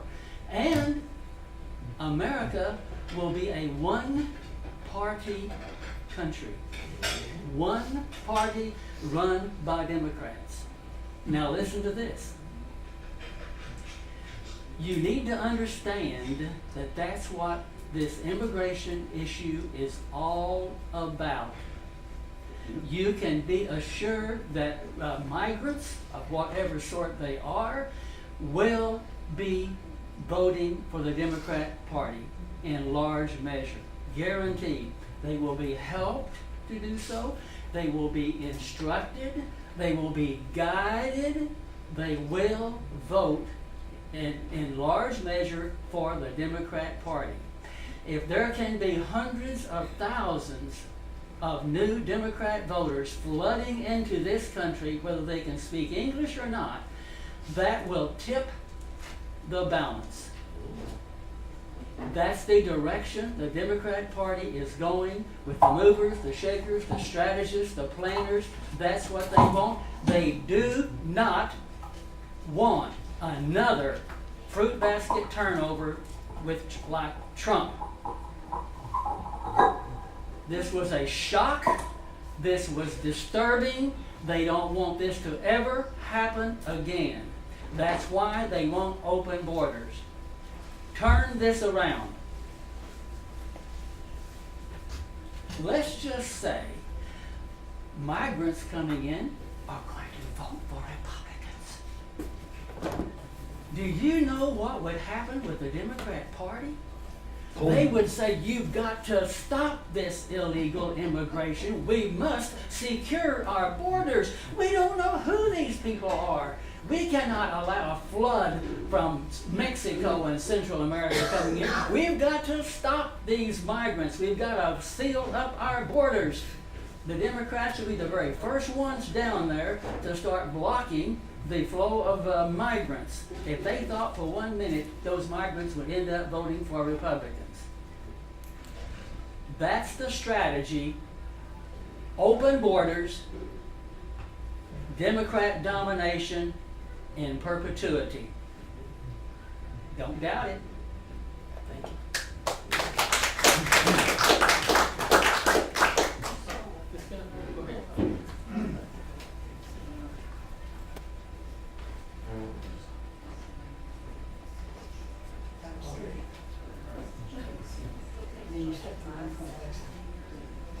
I promise to be brief. First of all, I have to apologize for being a horribly white male, which makes me a racist. I will say I'm proud to be of the left. Whatever the left is, I do not know. But I would like to go back to the beginning where the left destroyed Christianity and replaced it with, I believe somebody called it socialism. Well, I'm 87 years old. I can remember Neville Chamberlain's speech. I can remember old Winston Churchill's speeches. I listened to them from the radio in England. I lived in a medieval cottage. We didn't have electricity. We had a battery-operated radio, so I remember how my parents, who were also part of the left, were outraged at Neville Chamberlain's speech. Although it amuses me because most Americans I talk to, in fact, 95% think that Neville Chamberlain was some wimpy left-wing Labour Prime Minister, and Neville Chamberlain was actually a very right-wing conservative Prime Minister.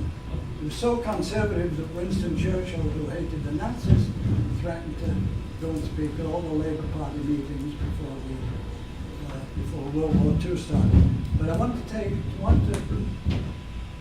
to talk about how the socialists destroyed the Christians. Well, when I was 5 or 6 years old, my mother used to take me to church every Sunday.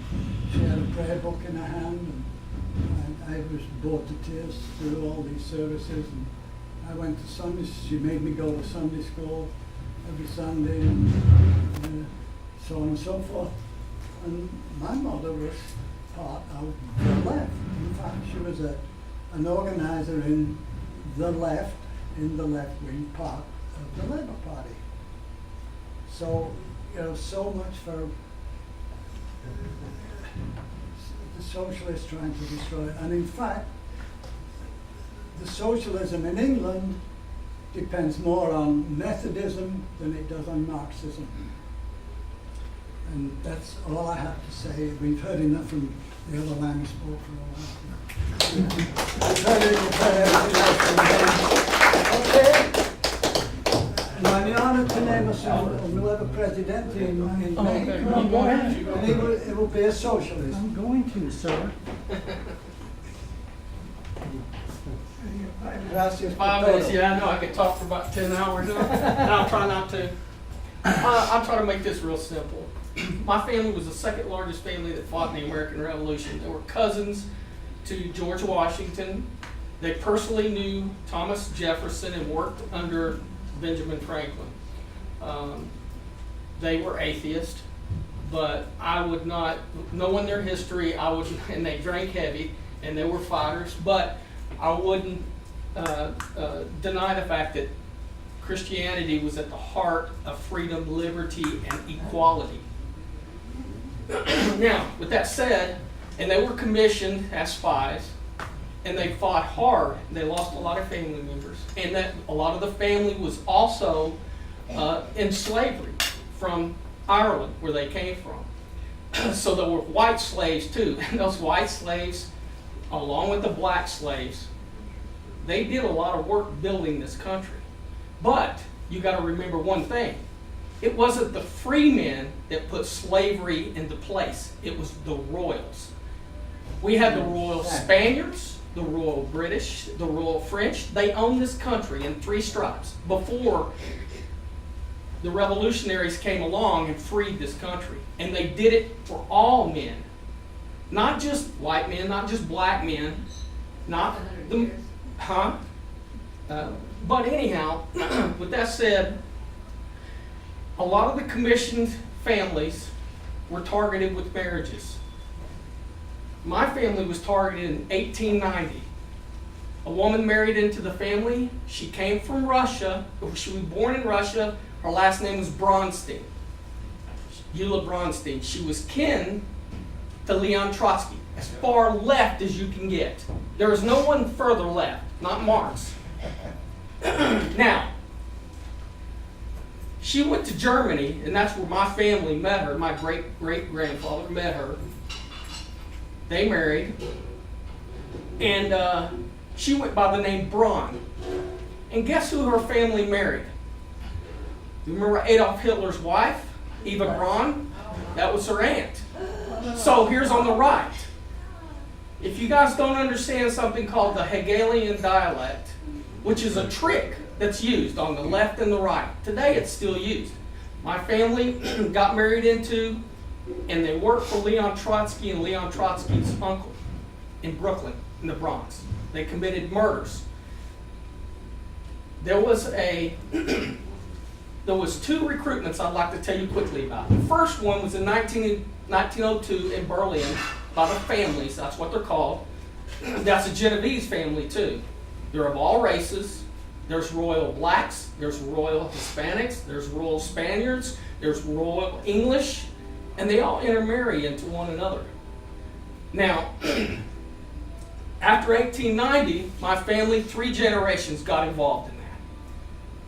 They helped fund and murder and place people into office, both Democrat and Republican. Now, the Democrat Party was 99% just throwing their arms up to this wave.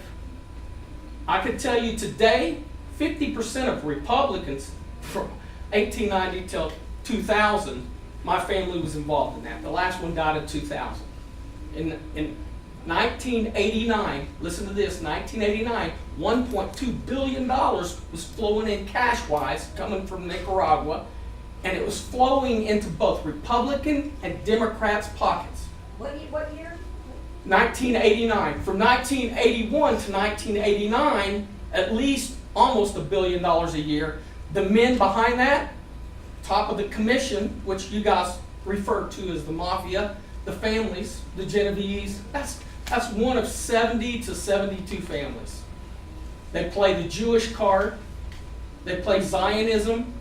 They play evangelistic Christians. They play atheists. They play you all. You're all fools. Some of you may know what I'm talking about, but you're not going to say a word. But I know. I grew up in the families.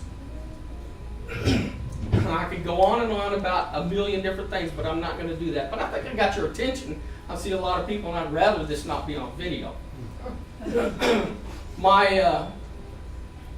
If you know the name Vince Foster, he was my uncle's boss for a while. My first marriage was into the Martin family. My family's history goes back. First mayor of Dallas was my aunt's family. They run Dallas. It was run by the families.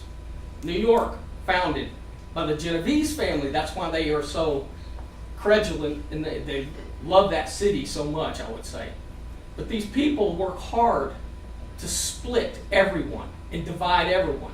Everything from evangelistic Christian preachers who claim to be Christian and are not, taking billions of dollars a year from people's pockets, to people that are in national security. I had family that was at the top of the FBI, top of the CIA, top of the OSS, top of Hitler's regime, in their propaganda units, all worked for the same reasons, to split and divide. Now, here's the last thing about the first reunion in 1902. The Dixon brothers, if you know who the Klan are, and a man by Webb Dubois, good friends. They both attended together because they're both family members. And what did they do? They both split when they came back to America. Leon Trotsky founded the Russian Revolution and the German Revolution. You may not know that. But that was funded by an American, Jacob Schiff. Oh, who's Adam Schiff? But so Jacob Schiff spent $20 million. He stole it out of the railroad funds.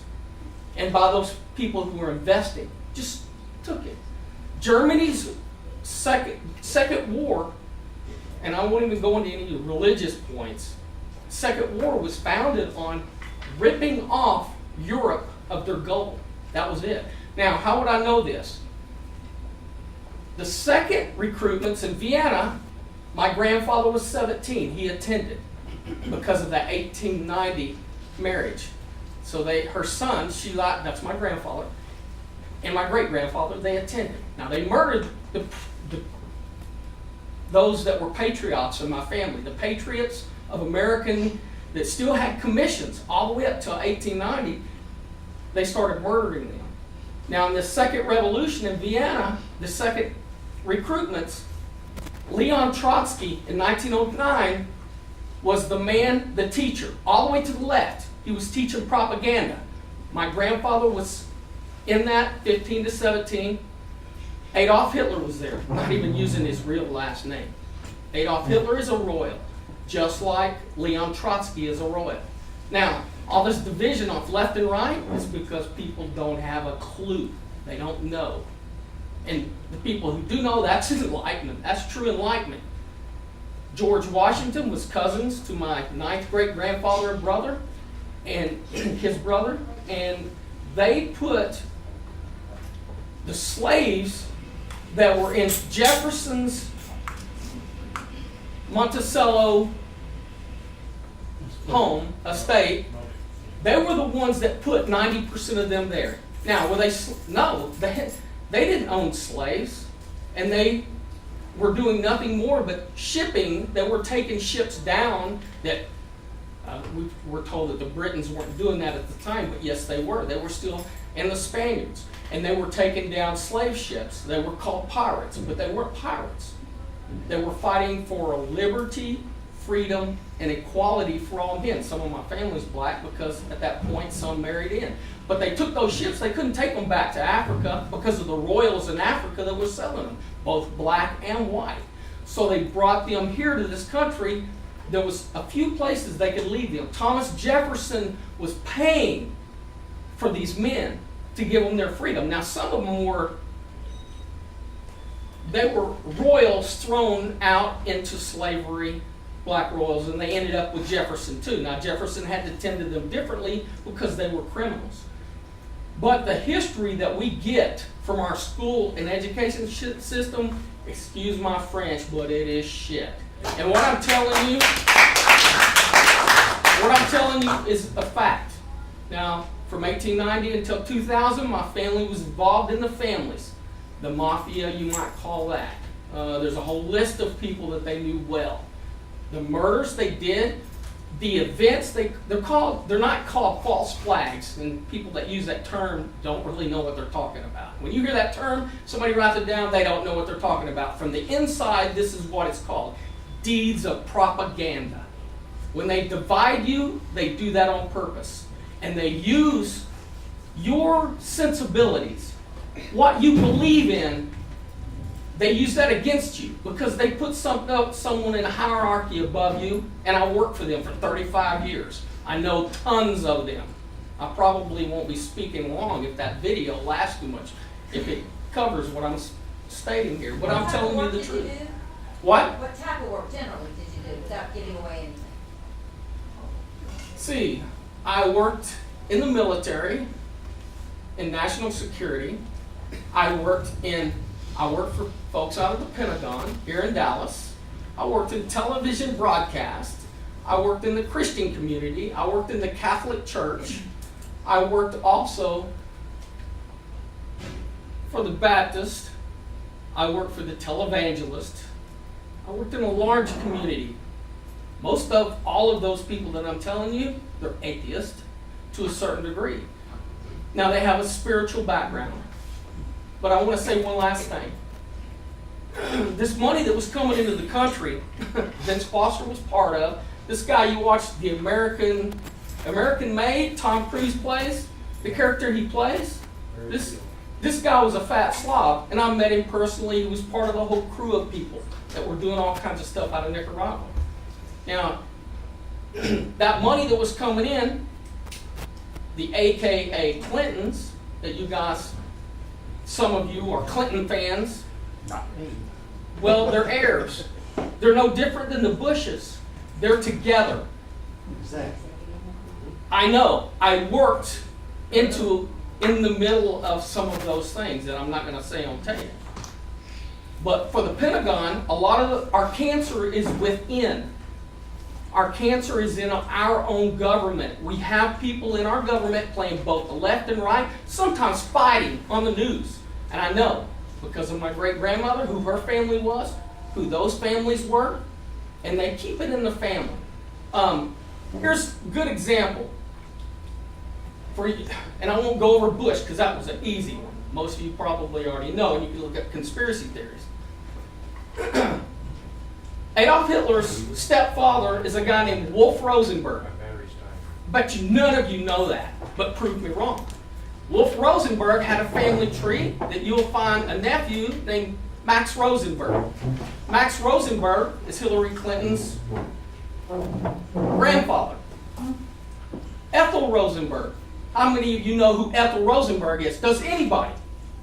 Ethel Rosenberg is not a green glass. She was cousins to her husband. They married, and Ethel is Hillary Clinton's aunt.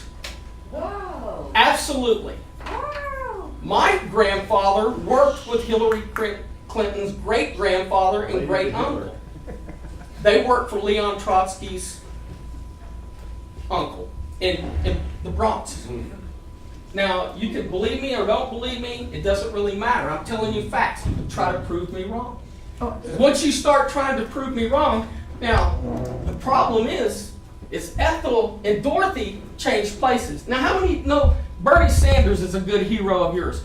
Bernie Sanders' mother, Dora, lived with Leon Trotsky's uncle in the Bronx. Now, do these people, are they all socialist and communist? That's propaganda. It's lies. They're royals. They look at one thing, bloodlines. Now, they've taken out royals that don't agree and have some condescending action. How many of you know that when Germany went to war in the Second World War, that Britain, the King of Britain, was kin directly to the King of Germany? All the Windsor families. Now, why didn't they use their real names? Well, who is Adolf Hitler's real name? Does anybody know? Do you know who his grandfather, his stepfather is? No, you don't know that. All you listen to is what you hear on TV and what you read out of a book. You know, I know this guy here is a very educated man, but the Conservative Party, I'm a constitutionalist, but the Conservative Party is filled with a bunch of idiots. And the reason why is they don't know history. And they'll quote something about something. You know, when this gentleman talks about slavery in the black community, oh, man, they're using that. They're strangling the people. But you know what? Most conservatives won't take the time to see what's at the core and what's going on. Most of it's done by people who claim to be leftists and Democrats, yes. And then the right, the people on the right, get conned into fighting that, and they get suckered, and they work hard to do the same thing. Now, I understand that we're limited on time, so I'm going to leave us at that. But I'm going to tell you this. I love this country. I love my family's history before 1890. And they were good, patriotic people. Most all of them died and lost their lives. But there was a list of those people coming into the country that were communist, so-called communist, that were working hard to take down this country. And when they come in the early 1900s, there was a list. And the FBI had that list. They still have letters on file. And they don't release it. It's been more than 20 years. Why don't they release that list? Well, because it condemns the innocent, because we're small-minded. And we can't take away innocent people that were born in the families. A lot of people born in the families, they're innocent. And they don't go along with this, but they can't do anything about it because who do they go to? Am I going to call national security and ask to talk to the conservatives? Am I going to ask to talk to the Democrats? Hell no. Because everybody's got their head up their ass and they don't understand what's going on. They're not enlightened. That's all I got to say. And I wish you would keep that off tape. Just tell them to edit it out. Yeah, would you edit that out, please? I'm big on facts, and so I looked up places where you can, different things that you may hear, where you can get factual information. It tells you, PolitiFact is the one that I use. It's Pulitzer Prize winning, but evidently what's the first one? Fact Check is the most widely used. Anyway, a few years ago, I heard and this was long before current administration, I heard a reporter said that he was interviewing some students in middle school, and one of them said, what we need to do is divide this country. Well, a child didn't think that up. Division is a strategy. And to see left, right, all as thinking one way and all as thinking another way, it's just not real. Some people think certain things from the left, and some people think certain things from the right. Now, I've been in this group quite some time, and for a while I was alarmed at what the so-called right was saying. But then I got to know some of these people, and I thought, these are basically nice people, decent people. They mean well to everybody, mean well. And so I try to look for what we have in common rather than divisions. And so that's kind of my premise. Now, about the intellectuals, the statement about the intellectuals, I was doing some research recently, and I found out in the 2010 census, only 30% of Americans have any education beyond high school, which I just nearly fell out when I read that. I would have thought it had been 30% didn't. Not that you have to have had a formal education other than that, but there's rigors in formal education. You may have a lot of information that you learn, but there's rigors in formal education that you don't have if you haven't been through the formal system. And those are scientific method, where do we get? I don't understand, you're saying that, let's see, that the left doesn't believe in science, yet the left is looking at the statistics of climate change, looking at statistics. There's a science is a psychology. I often hear people laugh when I mention psychology. That is a science. It is based on study of human beings. And what else here? Human rights. If you go to France, you will not get welfare, but you do have human rights. There is such a thing as human rights, and we have an International Society of Human Rights, I believe is the name of it, and the right to ask for amnesty is a human right. So to jail people for doing that is against the rights of a human being. Yes. I hear people say, well, we've got to enforce these laws.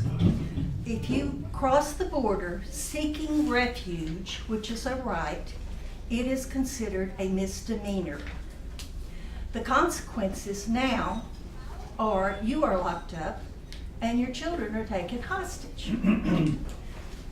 We have a politician in Texas who has 3 felony indictments, felonies, 3.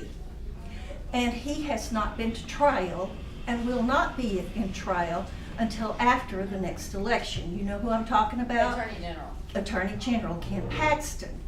He's rich. His rich buddies helped him, commit fraud. So here we are. He hasn't even been to trial. Who's yelling about that? Not too many people are yelling about that. And he laughed on television because he was reelected after having admitted to some fraudulent offense that was not a felony. So here we go. That's hypocrisy. And the thing about, the thing about pedophiles, I've told y'all once before, I know I have a family not like this man that was here, but I have felons in my ancestry and in my living family now. And somebody said something about the pedophiles, the Democrats wanting to legalize pedophiles and that they're taking them to Washington. Well, I looked up stuff. And if you have a cell phone with you right now, Google Democratic pedophiles and then Google Republican pedophiles. And there are 120 something currently pedophiles that are Republicans that are in office now. Their names are listed. And there's a list of the Democrats too. It wasn't as long, but they're all over, And the thing about these sexual deviances having come about in the 80s or 90s, or I forgot what your... Started in the 50s. 50s. Well, guess what? They're in the Old Testament. Bestiality is talked about. All this stuff is talked about in the Old Testament. Human nature is the same all over, no matter what party you're in, no matter what religion or non-religion you're in. Human nature is human nature, and it will never go away. It will always be there. Hence, we need rules. Hence, we need protections. I don't know if there's anything else. Anyway, those are my main points. Thank you. That was good. Thank you, Jim. And I appreciate the work you put into this presentation. Sure. I really do. I appreciate your opinion.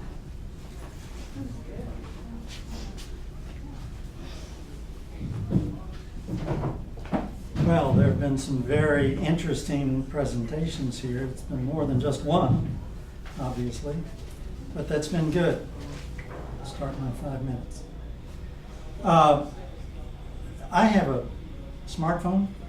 Now, I grew up when we had to pick up the phone and wait for the operator to say number, please. And then came dial phones. We had Marion 23090 for our number and MA2 4989 for my boyfriend guy who we flew model airplanes together on a golf course.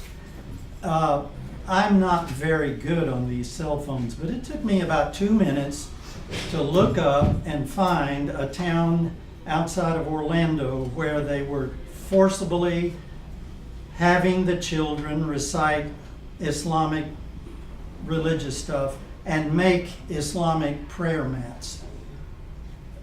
To sit there and try to get a speaker who's got hardly enough time to get his whole subject done. He doesn't have enough time to do that. To get him to lay out all of his citations, get with him later or look it up. That would be pretty easy to do, actually. I was having a discussion the other day with a guy that I found out had a little organization to train writers of screen film technology and so forth. So I dropped in on that. He invited me to, and before the meeting started, about 4 of us were sitting around, and he was asking questions, I was, and it got onto the subject of that communism's first step in any country it tries to enter is to tear down the moral fiber. And it happened in only 10 years here in the United States, according to Yuri Bezmenov, which astounded them in Moscow. And I made the comment that it was principally done through Hollywood and now through the internet and so forth. And this guy said, oh, no, I used to work in Hollywood. Didn't take a bit of that. And okay, so I went on. And then somehow that it got onto the subject of Russia. Of course, if anyone has really looked into it, the Uranium One deal that Hillary perpetrated should put her in prison for a long time. Amen. But nobody wants to hear that. In any event, all this scurrilous talk about Russia came through CNN and all of these dribble news media sources, in my opinion, most of which are Western. I don't trust much of Western media at all today. So I started telling this guy about how he can go on the internet and he can find all kinds of videos that Putin is a devout fundamentalist Christian who is promoting Christianity in his country. They have built dozens of new churches. They have taken the old ones that the communists destroyed. They've rebuilt some of them for like $50 million apiece. The government is paying for this. Their economy has gone up tremendously. Their debt has gone down tremendously. Everybody, I think it's 84% of the people support the government. This guy said, get out of here. I don't want to hear any of that. So I wasn't allowed to be part of that little group, which is fine with me because there's no open-mindedness in that kind of thing.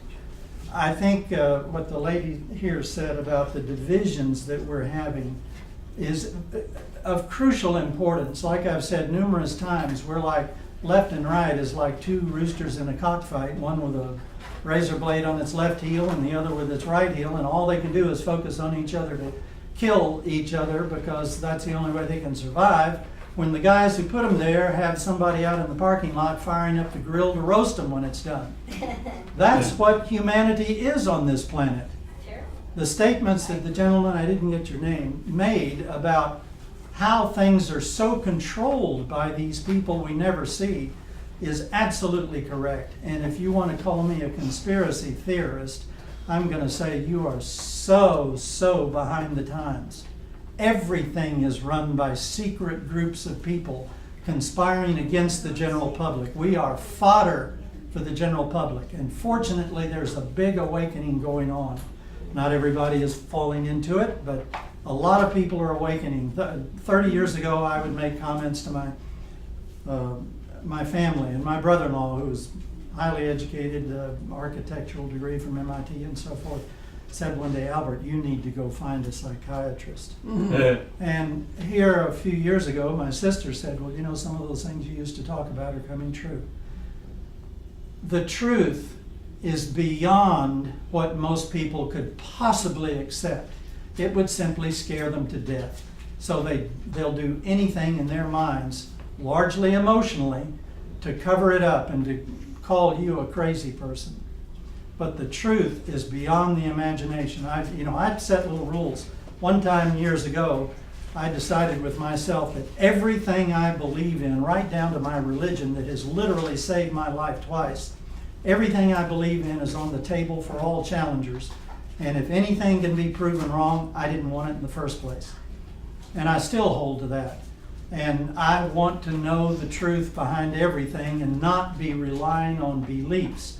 And I will guarantee you that 90% or more of everything that we know is nothing more than belief, because All we know is what we've read about or heard on TV. We weren't there when the event happened. We rely on our chosen forms or sources of information. And we need to question all of those constantly because there is a lot of deception going on. Humanity are sheep. You've heard the term sheeple. There's a lot of truth in this, and people need to wake up to it. And one of the greatest things that I heard tonight was that we all need to get out of this thing of being far left or right or whatever and fighting against each other. Our country was set up on share your ideas with each other, listen to each other logically whether you like it or not, and compromise. Take a little and give a little. If we didn't do that, the country would fall apart. If we had an absolute democracy, which would mean 51% would get their way all the time, the rest of them would eventually be slaves. We're not a democracy, we're a representative democracy, a republic.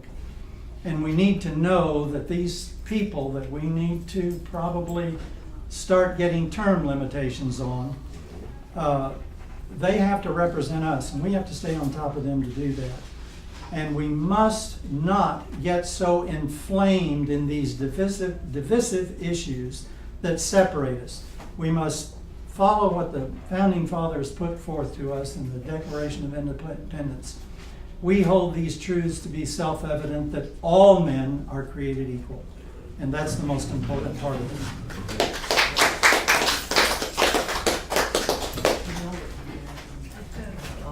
I guess I'm the last one standing. Oh, you want to get up here? All right. No, I'm leaving. I'm sorry. Can I say happy birthday to Paula? Your birthday today, 49. And holding. The midnight crew is here. Oh. All right, well, it's still Pride Month, so I'm putting my princess hat on. I went to the library, and I got some souvenirs for you all. Anybody want some? I got here Miss Cassie Nova. She's a Casanova man, but she's really a woman.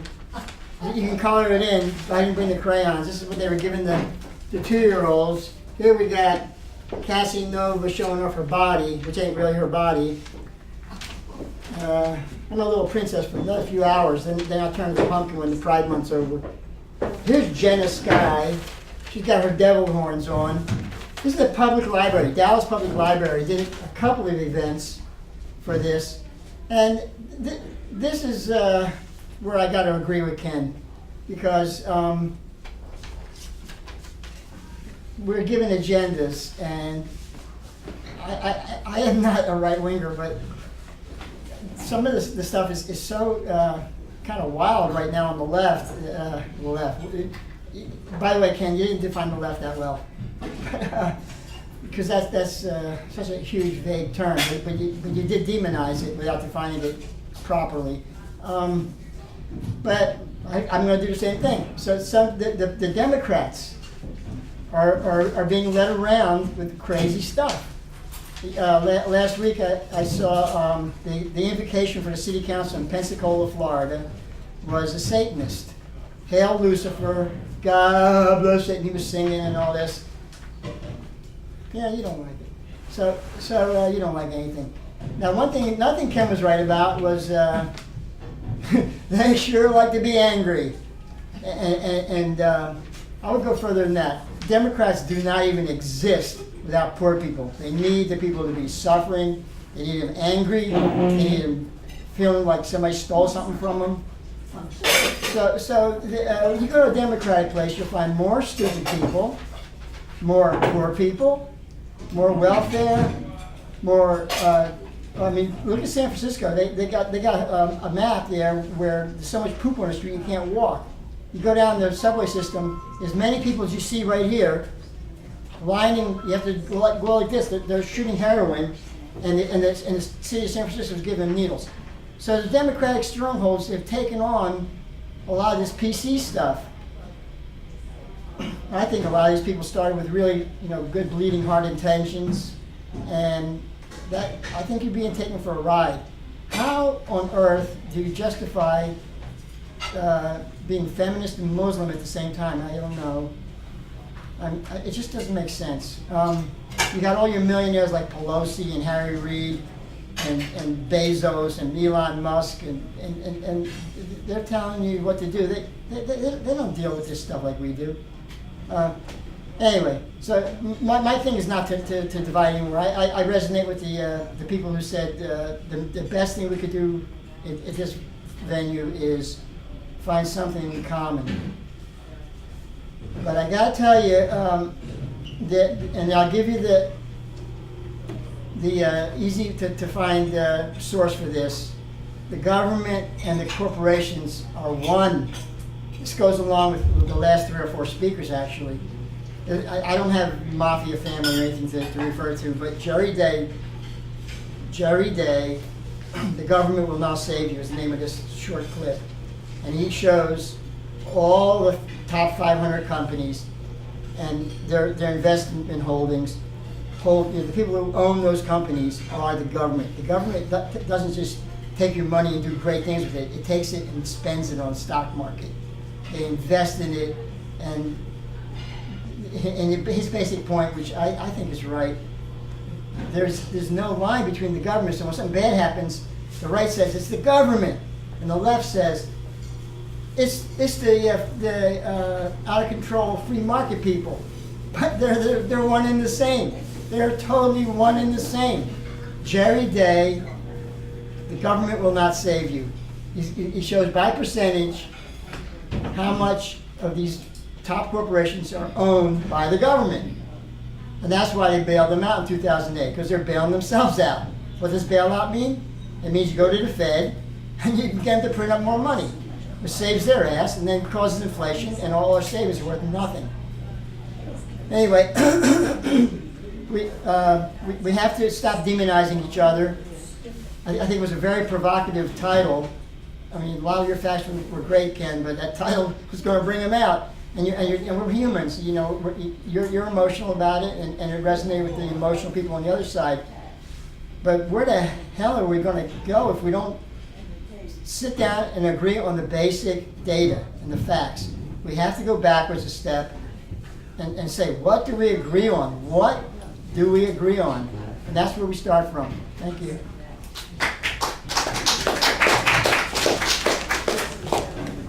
I guess I'm the last one standing, finally. Anyway, I want to thank our speaker. I think he did a great job here tonight. Us all thinking, us all talking. Half of us have left, but that's okay. We're still here. And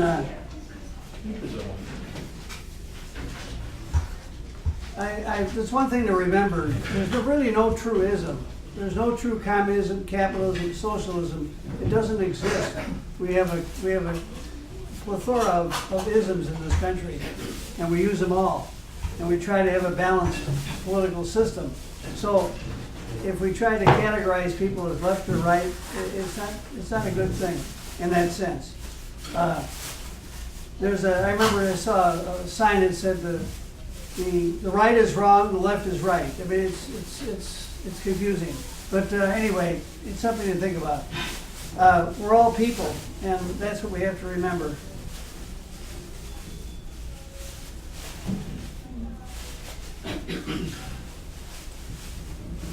John Beasley brought up that we're $22 trillion in debt, I believe it is. That's really serious. And we have the best Congress money can buy. That's another problem we have. Congressmen are owned by the corporations, pretty much. And if they talk against the corporation, they're out. They get voted out, and they get primaried. And so when the general election comes, there's no challenger being an incumbent in this century. It hasn't happened. So that's part of the problem. So what can we do to change that? In my view, what will Congress vote for? I think they'll vote for free airtime the last 90 days of the general election, because they get to keep the money they raised and they have free airtime. The greed will take over. It's too strong. And what will happen is that some challengers will beat some incumbents. And when that happens, because they'll get free airtime too. And when that happens, everything will change. The representative will represent the people who do the electing instead of representing the people buying their vote in Washington. then you might make some changes. You might be able to put tariffs on corporations overseas and get your jobs back. You may be, they should be producing in this country at least what is sold in this country. But for example, what's the name of that motorcycle company that's just talking about Harley Davidson? They're talking about building in Europe, which is fine, as long as they maintain something here to sell in this country. But if they take everything and go to Europe, or if they took everything and went to China, like Apple did, then they leave the country completely, and you lose all the jobs, you lose the investment, you lose everything. And you end up like John Beasley talking about England, where everybody owns you except yourself, and your country is doomed. So that's something to think about, and that's something we got to worry about. Anyway, I better shut up while I'm ahead. We'll give this back to our speaker. Ken, it's up to you. You get the last word. Well, I want to appreciate everybody participating, and I really do appreciate the different opinions, especially the really strong other opinions, because we're discussing them here, okay? We're talking about things and we're having an intellectual exchange. And although we may not agree, we can talk about things. My problem is when somebody doesn't allow a discussion and they just demand what they want. I want to say that I don't agree with slavery, never really did, and I don't agree with the KKK either. They were very violent. They killed a lot of people. They killed a lot of blacks, but they also killed a lot of white Republicans. The KKK's purpose seems to be to make people vote Democrat, and they succeeded in doing that. But anyway, I appreciate the exchange. We need to have an exchange. We talk about science. But the trouble is that science has turned into scientism, where there is an official version of what science is, which includes global warming. And if you disagree with that, you're not scientific, which really is not a scientific approach. A scientific approach means that we bring in all of the evidence and all of us look at it and all of us discuss it. And that's not what's happening. So that's what we need to do. So there's a lot going on here. This could have been a 5 or 6 hour talk. There's all kinds of different directions you can go. As to the right being violent, most of the people that have done all of these shootings were on drugs. And they've been mentally manipulated into doing what they're doing. And we have situations where the cops, like in Parkland, Florida, just decided to stand outside and wait till a bunch of people got killed before they went in. So it's not a simple situation. There's a lot of things going on. So anyway, I hope this gives you something to think about, and I hope that you look into it. If you disagree with something I've said here, look it up. I mean, find out what the facts are, and don't just get from, don't just check these places. I mean, Snopes is basically a joke. I mean, it's not, Snopes is a leftist propaganda operation. But there's a lot of information out there. Look the stuff up, and don't take my word for it. Find out for yourself. I appreciate it.